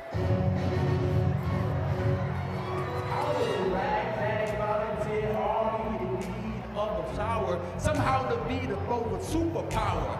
How do we emerge victorious from the flag mire? Leave the battlefield waving Bessie Rosa's flag higher. Hey yo, turns out we have a secret weapon, an immigrant. You know in levels unafraid to step in. He's constantly confusing, confounding the British henchmen. Everyone give it up for America's favorite fighting Richmond! I'm thinking this one's my range, making red coats red with blood stains. And I'm never gonna stop until I make a drop and burn them up and scatter their remains out.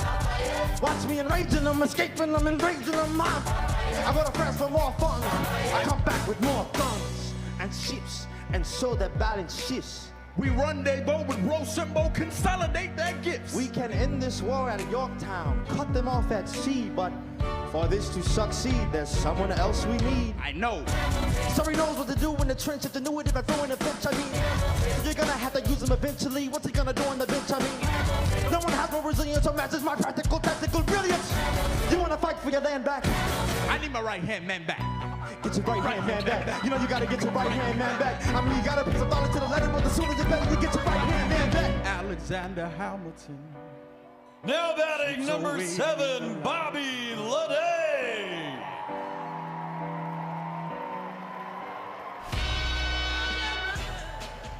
250 years of America, Revolutionary War, things of that nature. Hamilton from when America challenged Great Britain to a challenge here at Banana Ball. The Firefighters, I believe. I gotta get the call here. Is it a firefighter challenge or is this a fan challenge? I mean, that's as close as you can get. Tygo the runner. I think JBJ's safe there. Yep, John Crosser's blocking the bag there. EJ wants it out. I just don't see much that can overturn this. Let's find out right here. Oh! Let's slow it down. Oh! Just, it feels like Ty there. It's a heck of a play from Ty. So we are going to call this a firefighter challenge.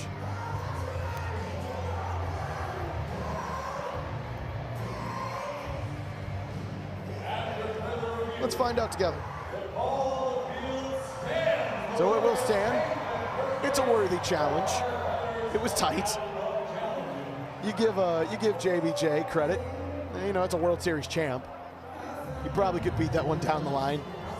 It's a tough play on Tyner. Probably one he thinks he should have made as Bobby Leday sends this one high into the sky. Armando, do you have something special? You do! Tip drill. Eso fue genial, Armando! Another trick play for the Firefighters. They lead at 7-1. Hello, Maddie Warren. What's going on in Banana Ball? Hey, Zach. The beautiful thing about the Banana Ball Championship League is that it's not just one city. It's not just two cities, but it's 3 cities that we've got Banana Ball action going around the country. And easily the biggest one this weekend is tomorrow night in College Station, Texas at Kyle Field. Over 102,000 fans in those stands, and it's going to be absolutely electric. It's the biggest Banana Ball game of all time, and I, for one, am going to be so excited to watch it back because we're also going to be playing right around the same time. We are an hour ahead on the East Coast, but right here in Richmond, Virginia, the action is going to continue with the Firefighters and the Clowns.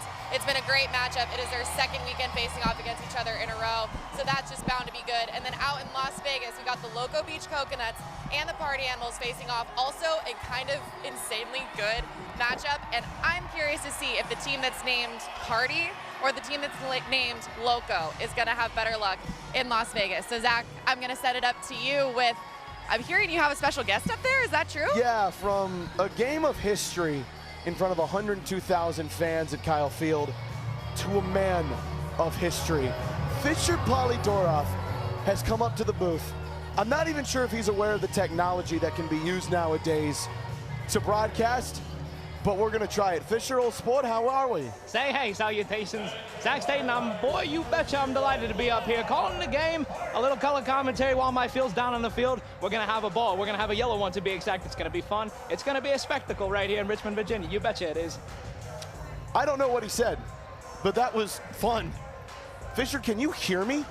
You betcha I can. Oh boy, this is modern technology. I'm getting hooked up with the microphone right in my ear right now. Tell you what, Lamar Sparks looked like he used some modern technology earlier in the game. A 2-run blast that Brian Dancero just waved at. That had to be one of those torpedo bats because that ball was blasted over the left field bleachers. Oh boy, it was. Looked like one of them torpedoes that you would see back in the old days, right? Back in the Cold War? Yeah, it didn't really make its way into baseball until recently. They started making the logs out of them and changing the game. There's a pass ball. Burgess will block it up and retrieve it.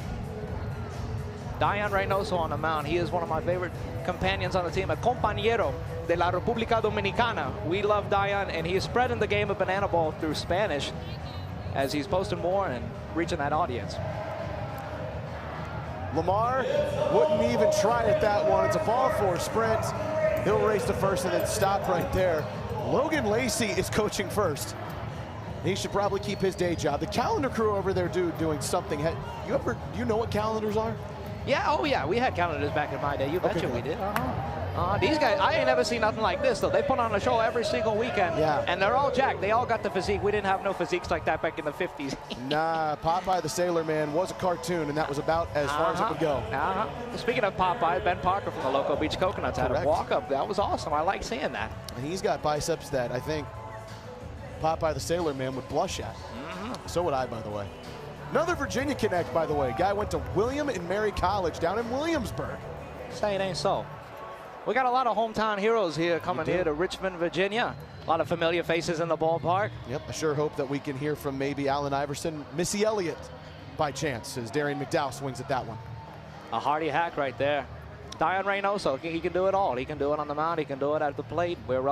You betcha we're lucky to have him. Missy Elliott was big back in the 1950s. Actually, Zach, I don't think she was born. Where are you from? I am from Brooklyn. No, it's a Missy Elliott song. Now, more specifically, 1941. That's when I was born. Really? Yeah. So just at the tail end of the World War. That's right. I grew up in Brooklyn. Darian McDowell trying to send that one to Brooklyn. He won't. We'll have to go back to the seats. And now, for a man that I have spoken Spanish for twice tonight. Once on a 2-run blast that I had absolutely no clue was gone until it was gone. And then another on a beautiful trick play in center field. Armando Becerra. Second homer of the year for the Firefighters. A trick play in the 6th. Guy can do it all. That one outside from Mr. Reynoso. So what made you want to get in the broadcast booth, Fisher? You're a talented musician. You play every instrument God has ever created. You can speak 14 to 15 to 16 different languages, and you can throw a hurler. Hold on a minute. Big swing and miss from Mondo. Lamar steals it, much like JFK might have stolen Marilyn Monroe. We won't speculate. Hey, that's my celebrity crush. Really? Either her or Doris Day. Yeah, Ooh, Doris Day. Fine woman. To answer your question, I always wanted to be a broadcaster growing up, especially after my baseball career. I wanted to sit back in the booth and call the games and really give back to the fans. Spurting historical facts and factoids all throughout. It's an awesome opportunity now to call this and give back the little tidbits. He said tidbits. Let's make sure we enunciate here. Fisher's obviously great at communication. You have any great historical tidbits about the Commonwealth of Virginia or even the city of Richmond, Fisher? The city of Richmond, this is my first time ever coming to the ballpark, but the fans, there's a fly ball in the center field. Bobby Leday, tip drill, KB. Believe that should go down as a double trick play because he caught it with the bare hand. I'll wait for our official scorers to tell me if that's true. That's a beautiful one from Bobby. You betcha, Bobby Ballgame. He's an old soul too, isn't he? He truly is. Bobby Ballgame, he's a quiet cat, but boy, can he play ball, man. He's a talented shortstop. He can also swing it. We've seen him take some good cuts tonight. Mason Maxwell digs in against Reynoso. But yes, I really always wanted to get back to in the booth, just connecting with the fans and sharing my love for America's pastime, and now the game of banana ball, which is spreading joy all throughout the nation. Did we ever hear your historical fact about Virginia?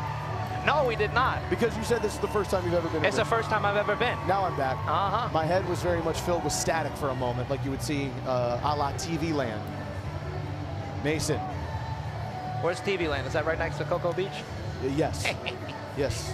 Loco Beach is the middle seat open on a plane. That's Loco Beach. That is, oh my. Loco Beach is not what they went through last night in Las Vegas. You've probably had some great nights in Las Vegas, as that one gets by Chris Burgess, and Lamar Sparks moves 90 feet away from home, and a 4th point potentially on the table here for the Firefighters. Should Mason draw a ball for Sprint or just get something through the gap?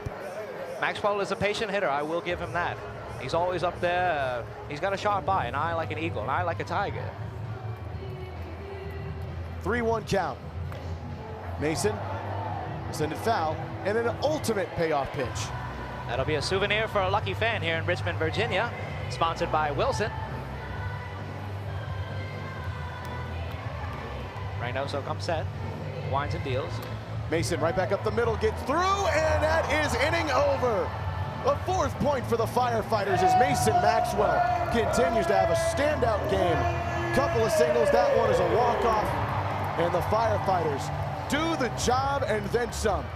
4-1 our score here from Richmond, Virginia, and we're dancing. What's going on over there? Jared Donaldson looks like he would say, hello, fellow kids. Zach Phillips has a Michael Jackson jacket and is twerking. Oh, boy.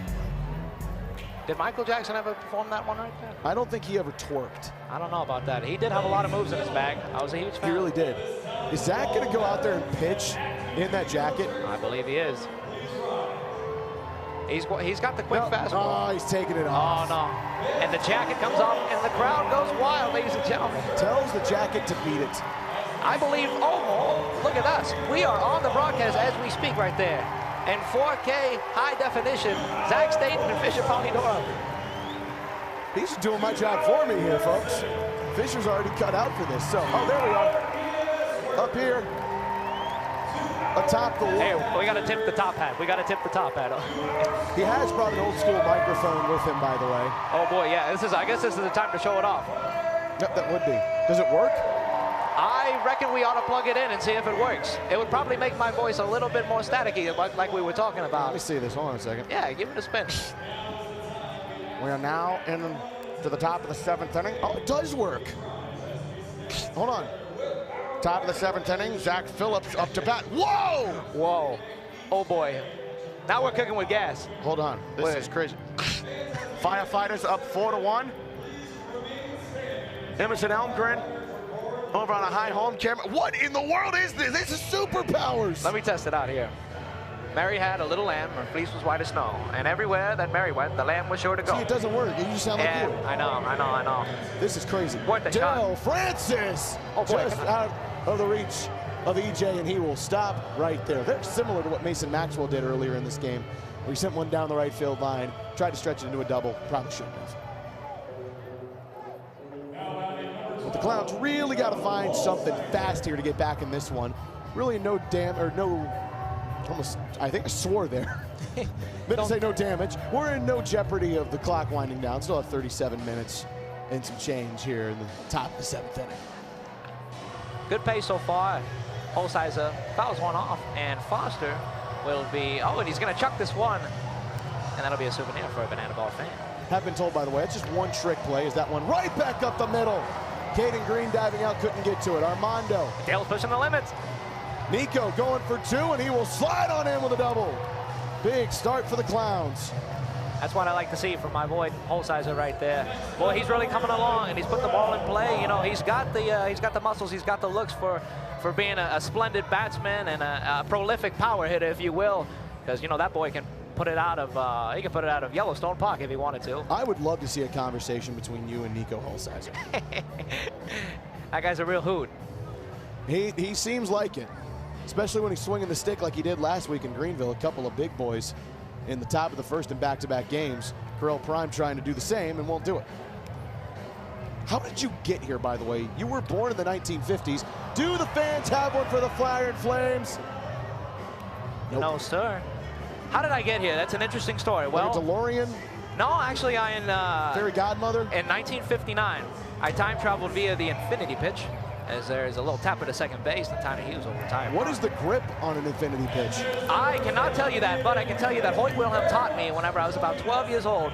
And I went to the Polo Grounds, and you know, I had a fascination for the knuckleball, and he said, oh boy, we got a young whippersnapper that's took a likening to the ball that dances and, you know, dips and dives and unpredictable. So he taught me the infinity pitch as I grew older, and then in 1959 I decided that, you know, I had a better calling than banana ball, so I wanted to give back to this great game and, you know, really shine and sing and dance and play the saxophone on the field. And boy, you know, the fans have really, they took a liking to Old Nugs, as there's a foul ball, and that'll be a souvenir for the parking lot, as this grandstand is rather tiny. It is not a lot of room for fan-caught foul balls here. By the way, Elaine in the chat, the trick play count is 7-2 in favor of the Fire and Flames. Tyler Hughes, he leaves it in the glove. No trick play, so we won't get the 8th one. He has been wanting to break out a backflip catch. That might have been the one to do it. I'll have to give him some grief for that one. What was your favorite dance to do back in the 1950s? The Charleston? Oh, it'd probably be the Lindy Hop, but I was always into the sock hop dances that we wouldn't. our friend Peanut last year in Richmond did a sock hopping 1950s entrance over at the Diamond, and then hit a home run. Say they saw there's a bleeder in the center field. Holsizer coming around, and he will score. Peyton with 2 RBIs right there. Atta kid, and he's fired up. That is a rookie star in the making right there. Eli Payton, a 2 RBI single. Armando playing way far back, and that was a great piece of lumber laid down by Eli Payton. And the Clowns pull at least something in the top of the 7th, and we're dancing. Oh, you betcha we're dancing. They're getting a little groovy down there.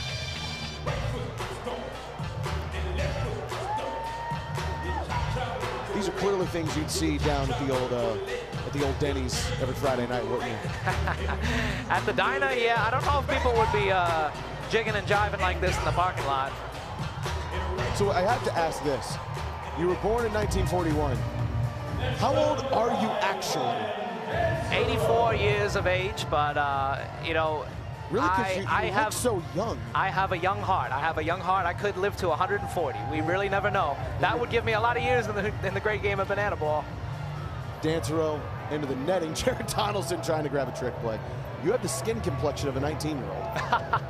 Why, thank you. You take care well. Yeah, I may have taken a little dip in the fountain of youth. Heck of a hit there from Brian Dancero, and it's foul. South Trimble, by the way, is over in right field now, so the designated fielder is in play.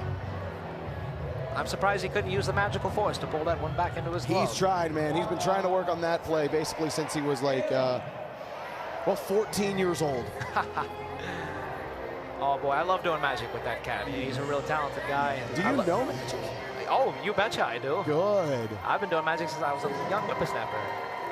Big K from Zach Phillips on Brian Dancero. Leave a runner stranded at first, but not before two come across. Firefighters have some work to do, but they have a 4-1 lead on points.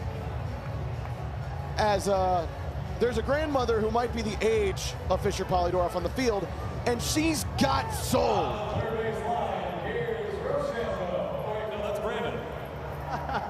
Ladies and gentlemen, here at the baseball circus, we like to do things a little bit differently. We got old souls, and by old, I mean these ladies are dropping hits before Spotify was even thought of. All right, so what's gonna happen is these ladies are gonna participate in a little sing-off, and it's gonna be up to you, the fans, to decide who wins. Ladies, are you ready? Ladies and gentlemen, this is Grandma's Got Soul. DJ, hit it.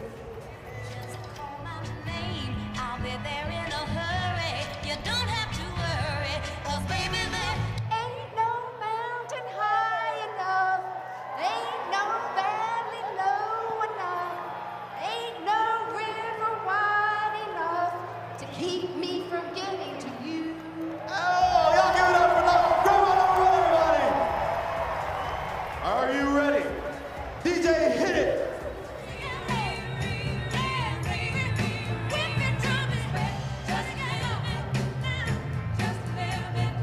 R-E-S-P-E-C-T. Find out what it means to me. R-E-S-P-E-C-T. Take care of TCB. Oh, y'all give it up for Grandma number 2. Number 3, are you ready? DJ, play us something good.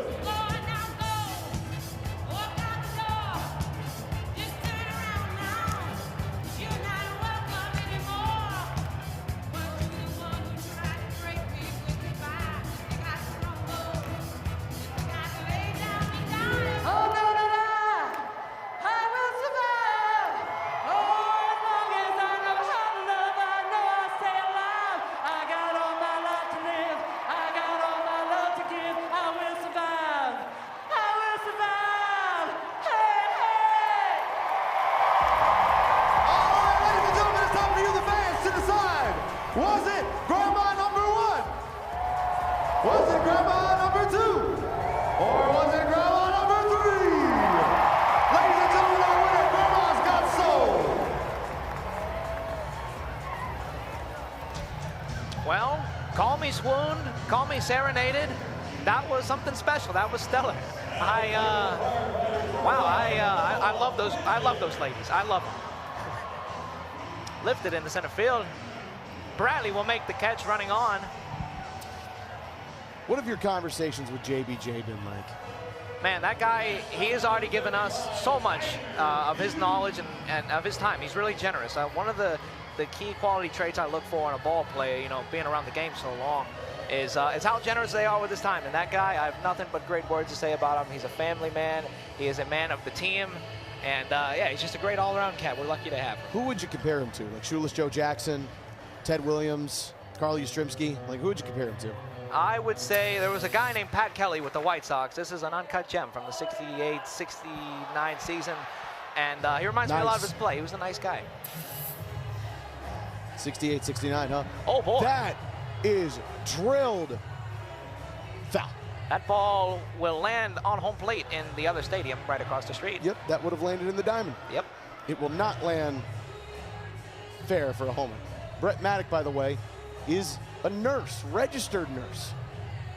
I've heard you and him have had some arguments in the past about some medical history and some other things of that nature. We won't play along with that, as that's a screamer into left field. Tyner Hughes has extended his hit streak to 11. Caden Green has extended his hit streak to 11. We are just going streaking in the Firehouse. Yeah, Brett Maddock, he is a registered nurse, in fact, and he's real knowledgeable on it. You know, he will talk your mind off, and I'm not really one for modern technology and modern advancements in the medical world, but you know, he's always wanted to shed some light on that. We will stray away from that one right there. Johnny Hummel on the video board is playing with the car. That's pretty cool. Dalton Cornett wanted to send that one to the video board. You'll have to take hold of that one. Dalton does not believe that pineapple belongs on pizza, and he's correct. I don't know if he's correct on that one. He is absolutely correct, Fisher. I've been in a lot of bodegas in Brooklyn, and I'll tell you that, you know, you can't ever beat a pepperoni pizza, but if you're gonna go on another topping, you might as well put some pineapple on top of it. You know what I mean? Just cheese, man. Just cheese. Just cheese. Count with the cheese. As it's a changeup that misses low. Dalton Cornett, he had a walk-off double in the gap against the Clowns just a weekend ago in Greenville, South Carolina. It was electrifying. That is a screamer. Over to Terry McDowell. Little friendly fire there from DC3. Friendly fire indeed. It's one of the most dangerous parts of being a banana ball player, is you never really know when you're going to get clocked on the on-deck cycle, or just hanging with your friends, as there's a liner into right field. Joe Gray coming on, and he'll stop at second base. That'll move Tyner Hughes from fire station to fire station, and DC3 is aboard. And up comes the batsman that I faced earlier in the game, Logan Lacey. I threw him a dancing knuckleball to get him to swing through it, and I ended up walking him earlier, but now to be up in the broadcasting booth with Zach Staten, oh, you betcha it's magical, folks. Logan Lacey hit a home run last year in Richmond, hoping to do the same here. It would be a second on the World Tour here in 2026, a two-time All-Star for the Firefighters. He's starting to round that corner and head towards 100 hits in his banana ball career. And we'll start keeping that tabs on there once he gets towards 90. Lacey into the sky, right field line. Joe Gray underneath it, has no problem with that one. And really right now the Clowns seem to have abandoned ship on the equalizer point, as that will move Tiny down to third. Runners on the corners with two away, and one of the most powerful bats on the Fire and Flames is the man at the plate now, Eric Jones Jr. If he gets a hold of one and sends it to the seats, it's inning over. If he gets one into play, Tyner Hughes will score from third, and we'll still go. Firefighters have to have 2 runs in the frame to equalize it. That probably won't do the job. Eli comes out of his glove, fires over to first in time for the out. So it wasn't pretty, but it was darn sure effective for Eli Payton, and the Indianapolis Clowns have won their second point of the game. It is a 4-2 contest as we send it down to the field from Fisher Polydoroff to Maddie with one of the hippest guys on the Fighters. Hey, the one good thing about an 8-hour bus ride is that Ron Franklin Jr. gets to be here, and you know I'll find any excuse to talk to you, Ron. Walk me through what you remember from last year, first Firefighters headliner ever here in Richmond, Virginia. It was crazy, not gonna lie. The crowd was electric. We had a good game. It was wild. That's all I can say. It was wild. I had a good time. Now, I have a really serious question for you. South Trimble turned around and said to me earlier today, is it bad that Ron Franklin Jr. has more rhythm than I do with a torn ACL? Do you think you have more rhythm than South Trimble? South, I love you, bro. But yes, I do, bro. I'm sorry. I'm sorry. Hey, you heard it here first. I think South might have already known that. Now, hey, Marshall, come here. Now, this man right here, he's been missing a lot today. Marshall, where have you been all game? I have been avoiding about 20 9-year-olds in our outfield out here and the entire cast of the Firefighters. And I was successful until I wasn't when I got speared. You know, he just caught his breath, guys. Never a day off for these guys, Zach, all you. Maddie, I need clarification. Was he avoiding 29-year-olds or 29-year-olds? He was avoiding 20 9-year-old children. Well. If that makes sense. Yeah, I mean, must be a father then. Of some kind.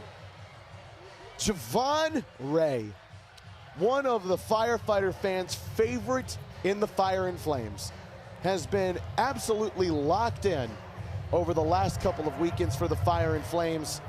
Really one of their more reliable pitchers. He's got a 1-0 record this year, that 438 MPI, not too shabby, but really it's been the strikeout numbers jumping up. 13 for a reliever is quite impressive. Danny Hosley has, I believe, 14 strikeouts going into this weekend at Kyle Field. He's a closer. You look at 13 strikeouts for Baby G compared to just 4 ball 4 sprints. His strikeout rate 22%, ball 4 sprint rate just 6.8%. That's not a strikeout. It's not ball 4 sprint. It's a beautiful play from Noah Bridges, who tosses it around the back. Not a trick play, but just like Noah Bridges, that was dreaming. A valiant effort by Coiklin Banks right there. Javon Ray can throw strikes. He can dance. He's a stand-up gentleman as well, and he's a real locker room glue guy for the Firefighters. Fisher, I believe this is your last half inning with us. Do you want to come back up here tomorrow? Because I've really just enjoyed picking your brain. I would love to. I would love to. Let's book it. Let's book it. Let's have a date up here tomorrow. Saturday in Richmond. Is that one sent to the Lord above? Tyner Hughes underneath. What is he about to do? Tip drill. Southie in the heads. What's he got in there? What's he got in there? Show us. Made the ball disappear. Double trick play. This trick play race is absolutely slanted in the favor of the Firefighters. I believe it's now 9 trick plays for the Fire and Flames to just 2 for the Clowns. This thing is essentially over. Equalizer point likely about to get denied from the Fire and Flames. Again, we'll wait on the official scoring decision as South Trimble just made a ball disappear in front of your very eyes. His home state. Zach, we've seen a lot of discombobulation from South Trimble. When is that magician going to reveal his secrets?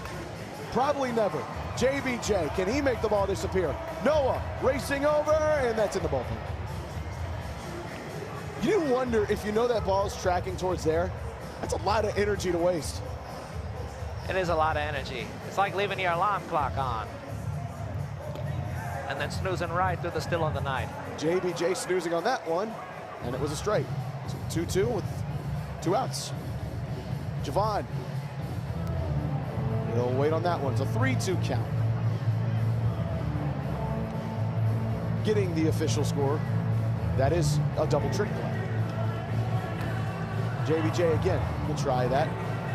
Foul. I'll tell you, the kind of leadership that he's shown, Jackie, not only just being in his hometown, but the hospitality that he shows us every weekend is real stellar, man. As there's a ball 4 sprint and Jackie will take off. All the Firefighters got to touch a ball, and Jackie will elect to stay at first base. Officially, by the way, the trick play count is 9-2 in favor of the Firefighters. Every time they have won the trick play battle, they have won. They've been excellent when it comes to that equalizer point, denying it. Only time they really haven't won was in Montgomery.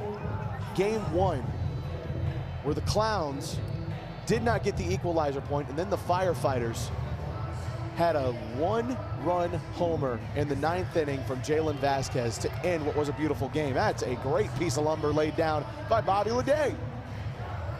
You betcha it is. Bobby Leday, he can hit behind the runner, as he shows right there. Prolific batsman right there, just poking the ball the other way. A great piece of hit.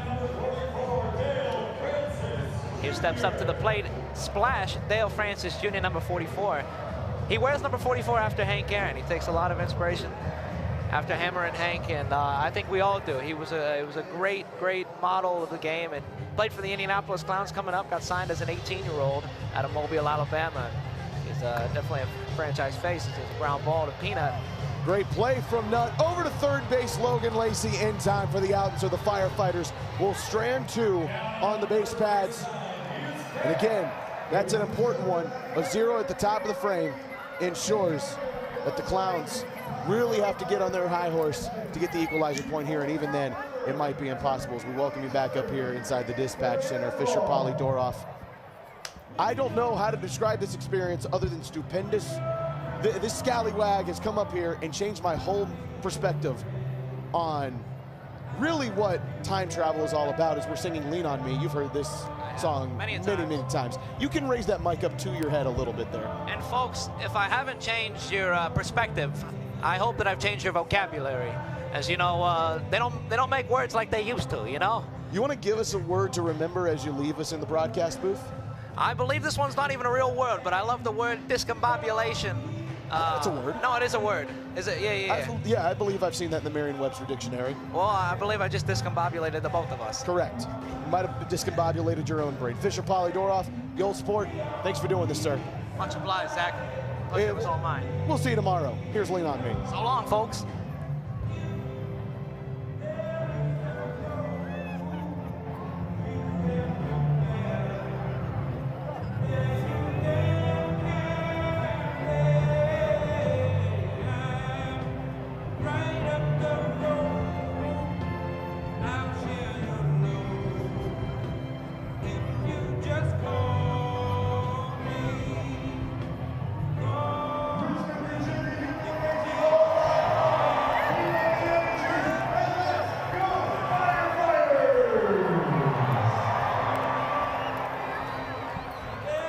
It has been a long time since I've had a broadcast partner with the Indianapolis Clowns. As you see, I believe that's a blood moon.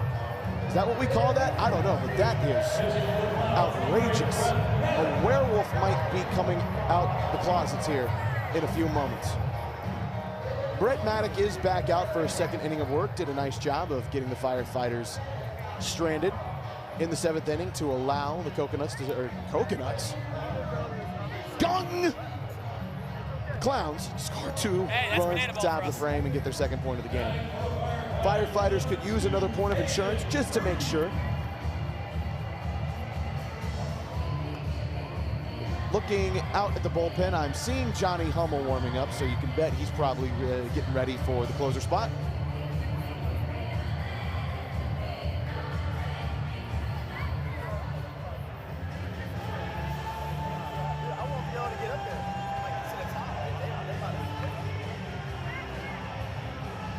Ouchies, that hurt.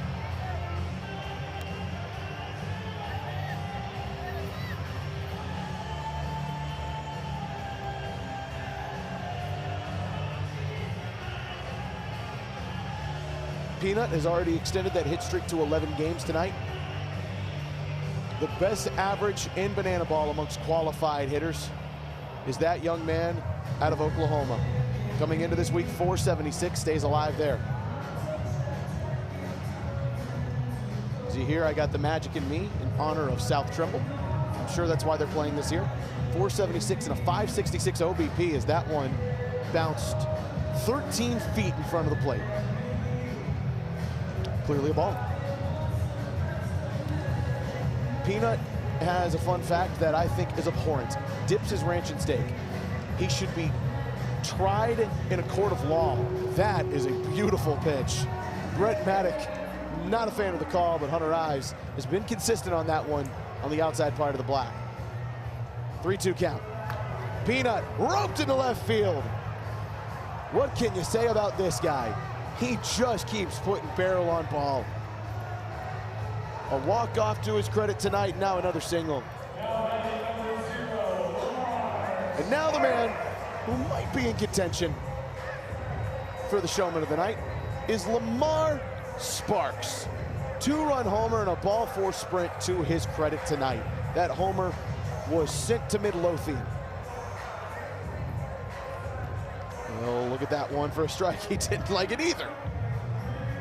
Again, umpiring has got to be so difficult. It's the only profession where like only 50% of the people actually like what you do. Lamar stares at that one for a 1-1 count. Can't wait. In a couple of weeks, we're going back to Texas where Lamar was raised. Corpus Christi should see a lot of his family there. Boy, that's a high angle strike there on a nice slider from Brett Maddock. Again, he truly is a registered nurse. Trying to move with surgical precision here. Lamar right back up the middle. Maddock with the glove.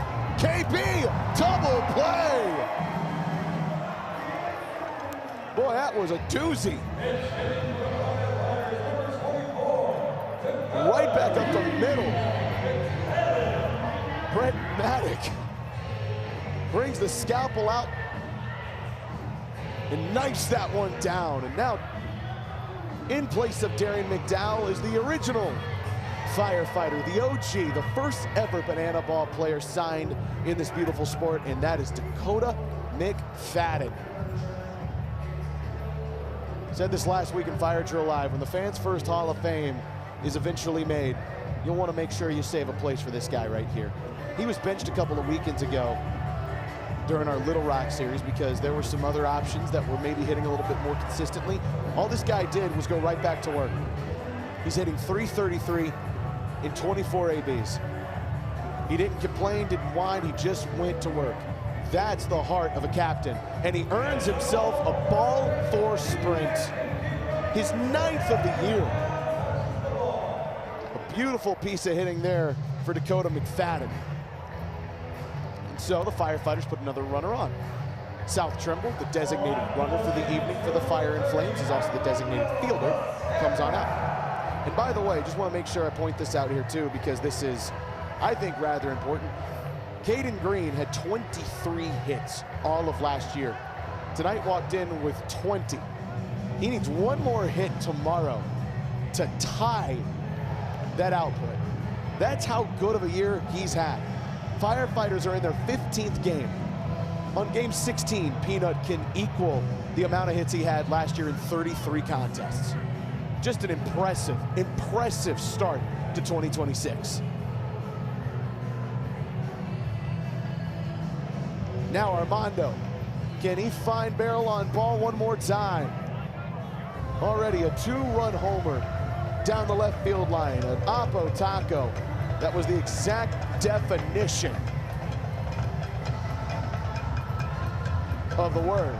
He stares at another one. 3-1 count. With 2 outs, South can really afford to get a lead off here. He does. Ball four sprints. So now, oh, the ball got away! Lede, great job recovering, but South is coming home. It's a walk-off ball four sprint for Armando Becerra. Heads up base running from Southie. And on a little bit of a fumbled ball on the ball four sprint defense, the Firefighters score their 5th point of the game, and they lead it 5-2. Armando Becerra is having himself one heck of an evening.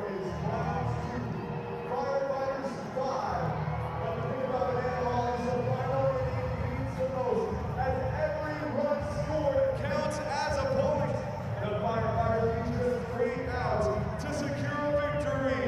Richmond, I need you to keep bringing the energy because this is the final inning. Ladies and gentlemen, please welcome Sam Tennant.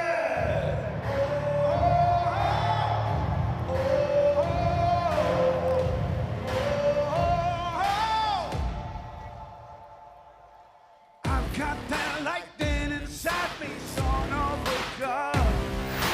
I'm like a titan that's rising on just no watch. I'm stepping into fire. There is no time to waste. I've got that lightning inside me. This is how legends are made.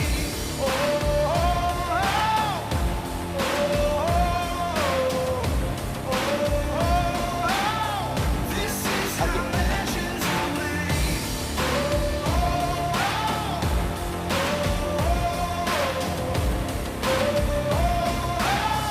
This is how legends are made. Now pitching for the Firefighters, number 95, Johnny Hummel.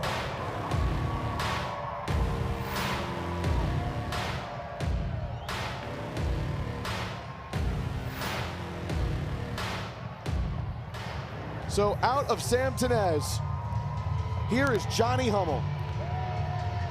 The Firefighters have the luxury of really saying they have 2 closers. Ben Dumb III and this guy.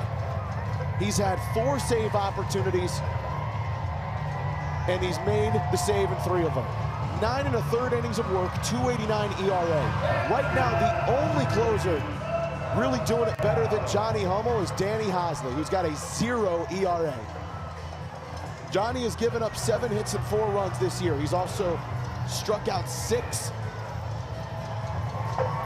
And over the last couple of weekends, when you've needed Johnny Hummel in a big spot, he has come up in the clutch. Now, last weekend in Greenville, game 1, gave up a run in the 9th inning that became the game-tying point. But he was able to come away unharmed in that one. And so, with a 3-point cushion, can the Lightning from Lexington scoot his way through the Clowns lineup? Right now, Nico Holsizer, Correll Prime, and Chris Burgess are scheduled to be these 3 up. As the fire shoots out on a fire pitch from Johnny.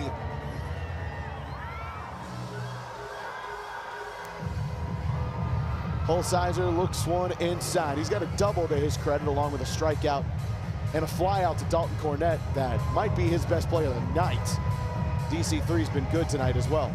Beautiful pitch. Nice curveball action there from Johnny Hummel. And it's a 1-2 count. He still does have, you can see it on the back of his head there, the Cruella de Vil die as he gets the strikeout. Johnny Hummel, Lightning. Love that, Selly. Not sure where it came from. Haven't seen Johnny use it yet, but I'll take it. Firefighters, by the way, that's their 6th strikeout of this beautiful affair. Clowns only have 2 on their pitching side. Correll, great piece of hitting. That'll be a frozen rope right to Armando for a single. So a runner is on, and oh my goodness, folks, the lights are going down. The music is about to play. We're getting golden in the Commonwealth. And gentlemen, the Indianapolis Clowns are invoking the golden batter rule. Stepping in for Chris Burgess is your golden batter, your hometown hero, Jackie Bradley Jr.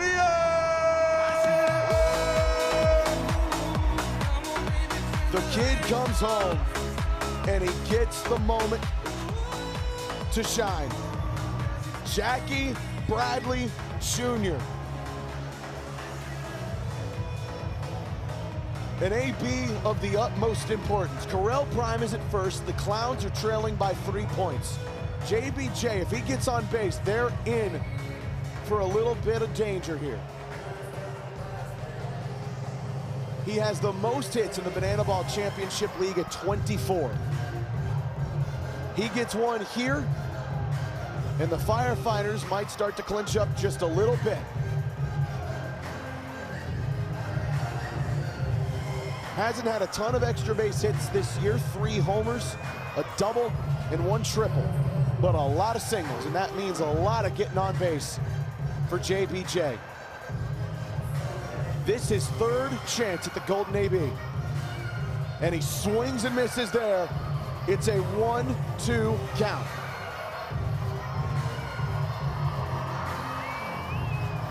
Johnny Hummel has a strikeout in this inning, and Correll Prime has reached on a single.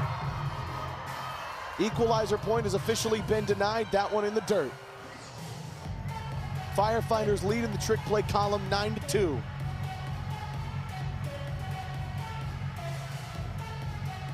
It's a 2-2 count.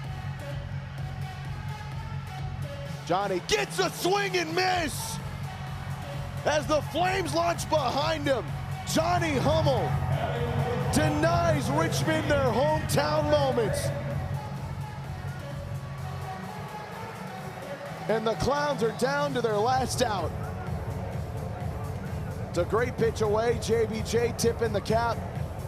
And now the last line of defense is number 16 in blue, Eli Payton. This young man has a bat that is loaded up with potential. A trio of homers in our sport in his rookie campaign. He doesn't need a home run right now, but he does need to get on base. And he's been so good at that this year. 396 OBP as Johnny wanted that one. Dalton Cornett might have wanted it even worse. Coming into tonight, a 310 average.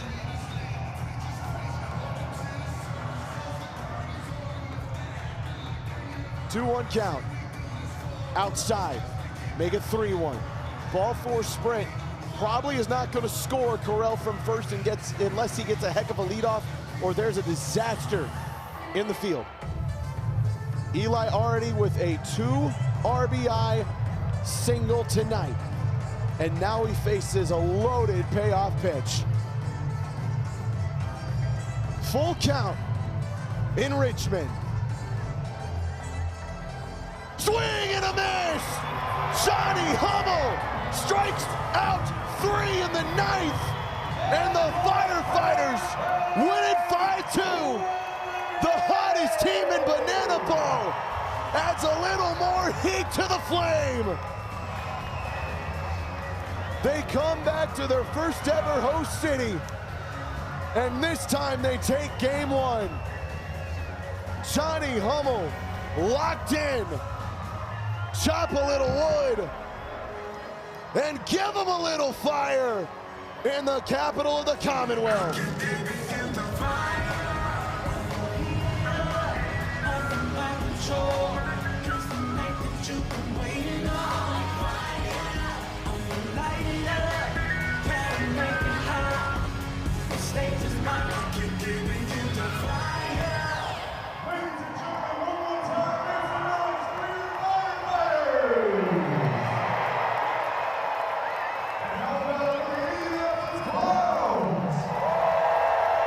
What can you say about Val Perez's group? 9-6 on the year now. Started out 0-3, and since then, they've won 9 of their last 12. This team, pun intended, is on fire. They are truly the hottest team in the sport. And it comes down to it tonight. It was opportunistic hitting and some absolutely devilish fielding from the Firefighters, along with a great start with Bradford Webb. But the whole Firefighter crew is down there with Armando Becerra and Matty Warren. I have literally the entire team here, I think. Armando Becerra, showman of the night, obviously. First things first, that home run. When you hit that ball, were you like, come on, like get there, get there? Or did you know off the bat that that was gone? I did not know it was gone off the bat, but I'll tell you what, I was hoping it just stayed fair because I knew I was going to get on base anyway. All right, hey, second weekend in a row that you guys are facing the Clowns. How hard, is it harder or is it easier to face a team that you just faced for a 3-game series last weekend? Is it harder than last weekend? No, it's not any harder last weekend than it is this weekend. Every day we come out to the ballpark, we play hard, and today the defense, the pitching, the offense was all there for us. And I think you could say, we got a good offense! God, they beat me to it every time. All right, hey, I know, I love that you said that. I know why you guys do this, but tell it to the people at home. Why does this, the whole team here, after the game, for every showman of the night, why does this happen? Why does the team show up so well for each other like this? I'll tell you what. It doesn't matter what!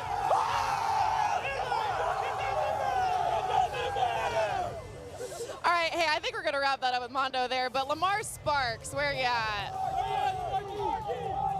Pull him to the front. Get in there! Hey, we just want to ask, how many home runs do you think you hit in BP today and this game? It doesn't matter! It doesn't matter! Hey, this team is so selfless, they're never going to give themselves credit for that, but I'm pretty sure he hit 3 off the vertical scoreboard, 6 in BP, 1 in the game, and I asked you, I said it shouldn't look that easy. How does it look that easy for you to do that? When you practice it, that's what happens. Easy as that. There you go. Hey, Firefighters, it doesn't matter, and they got a good offense, I guess. They do get a good offense. I think I can confirm that for you, Matty Warren, as we thank Armando and Lamar. Both of them had cases for showman of the night, but Armando Becerra, his second homer of the year, his first since Florida State. And I mean, I cannot believe how well that one stuck down the line. But this guy was special all night. Limited plate appearances, and he earns himself a couple of walk-offs. One with the long ball, and then another with a patient at bat. A ball for a sprint, gets all the way to second base. Look at that man turning for all he's worth. And by the way, a couple of trick plays as well. Guy was sensational tonight. And that's the kind of game Armando's been looking for. He had it in the Banana Ball Open. He has it tonight here in Richmond, Virginia. Again, 1 for 2, limited ABs. But man, the guy just produced. Walk-off home run in the third, and then another walk-off and a sprint in the 8th inning. 2 RBI tonight, a run scored as well. Maddie Warren just wants to continue talking to Firefighters. So, Maddie, who do you have down there that wants the mic? Down here, and I don't know, I just looked over and I was like, hey, I want to talk to these guys after the game because of what the Firefighters Banana Ball team does in honoring exactly what these guys do. So first I'm going to ask, raise your hand if this is your first Banana Ball game. All right, left to right, what did you think? It was a good time. It was a good show. It's unreal, man. 2 hours of nonstop action. It was awesome. Great to see all the excitement in a great new ballpark. It's a good time. It's actually pretty interesting to see. Makes me want to come back for more. We love that. Hey, we love Richmond, and these guys on this team love to recognize everything that you guys do. So on behalf of all of us, on the Firefighters, and in all of Banana Ball, we just want to say thank you so much for everything that you do and all the sacrifices that you guys make, and we're so glad that you got to be here tonight. Zach, this was the best part of my night. I don't know about you.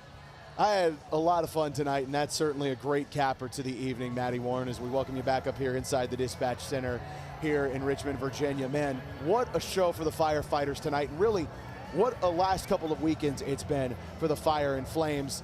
They just keep finding ways to win. Tonight it wasn't perfect, but man, the defense was special. And after Bradford Webb gives up that leadoff home run, he locked in. Only 1 run given up after that in 4 innings of work. Bradford was special here back in his home state.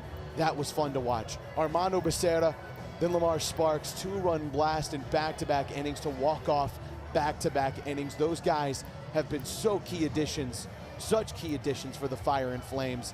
You look at the way, and you look at the dichotomy of that, by the way. It's a Banana Ball veteran in Armando Becerra, who's been a party animal for a couple of years, versus the Banana Ball rookie in Lamar Sparks, and they both contribute tonight in such fantastic ways. And then you look at the way that the fielding has been so pristine for the Firefighters. Again, a couple of mistakes here or there, but boy, they take the trick play so early out of this one. They take the equalizer point out of it so early on that they just make the Clowns have to win it with the bats. And when you're the home team, if you can take out that equalizer point, you put a stranglehold on this game, and that's what the Firefighters did tonight.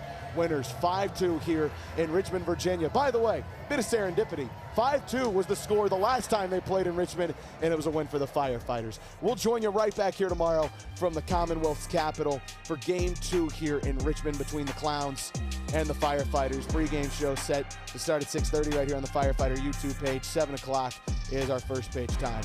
A great crew led by our director, Alex Gross, back in Savannah, our wonderful producer here on site, Chadwick Folkstead, the guy calling the shots down on the field, the sheriff, Garrett DeClue, our statistician from College Station, by the way, Riley Turner. We appreciate your services over the internet, and Maddie Warren down on the sidelines for her great work as well. For all of us here in Firefighter Land, I'm Zach Staten. The Firefighters do it again. They're 9-6 on the year, baby. 9-6. They win it again, 5-2. We'll see you right back here tomorrow in the state of lovers. Virginia is for lovers, and tonight it's for winners in the Firehouse. Until tomorrow, I'm Zach Staten. We'll see you right back here in Richmond. Until then, flame on. We're over and out.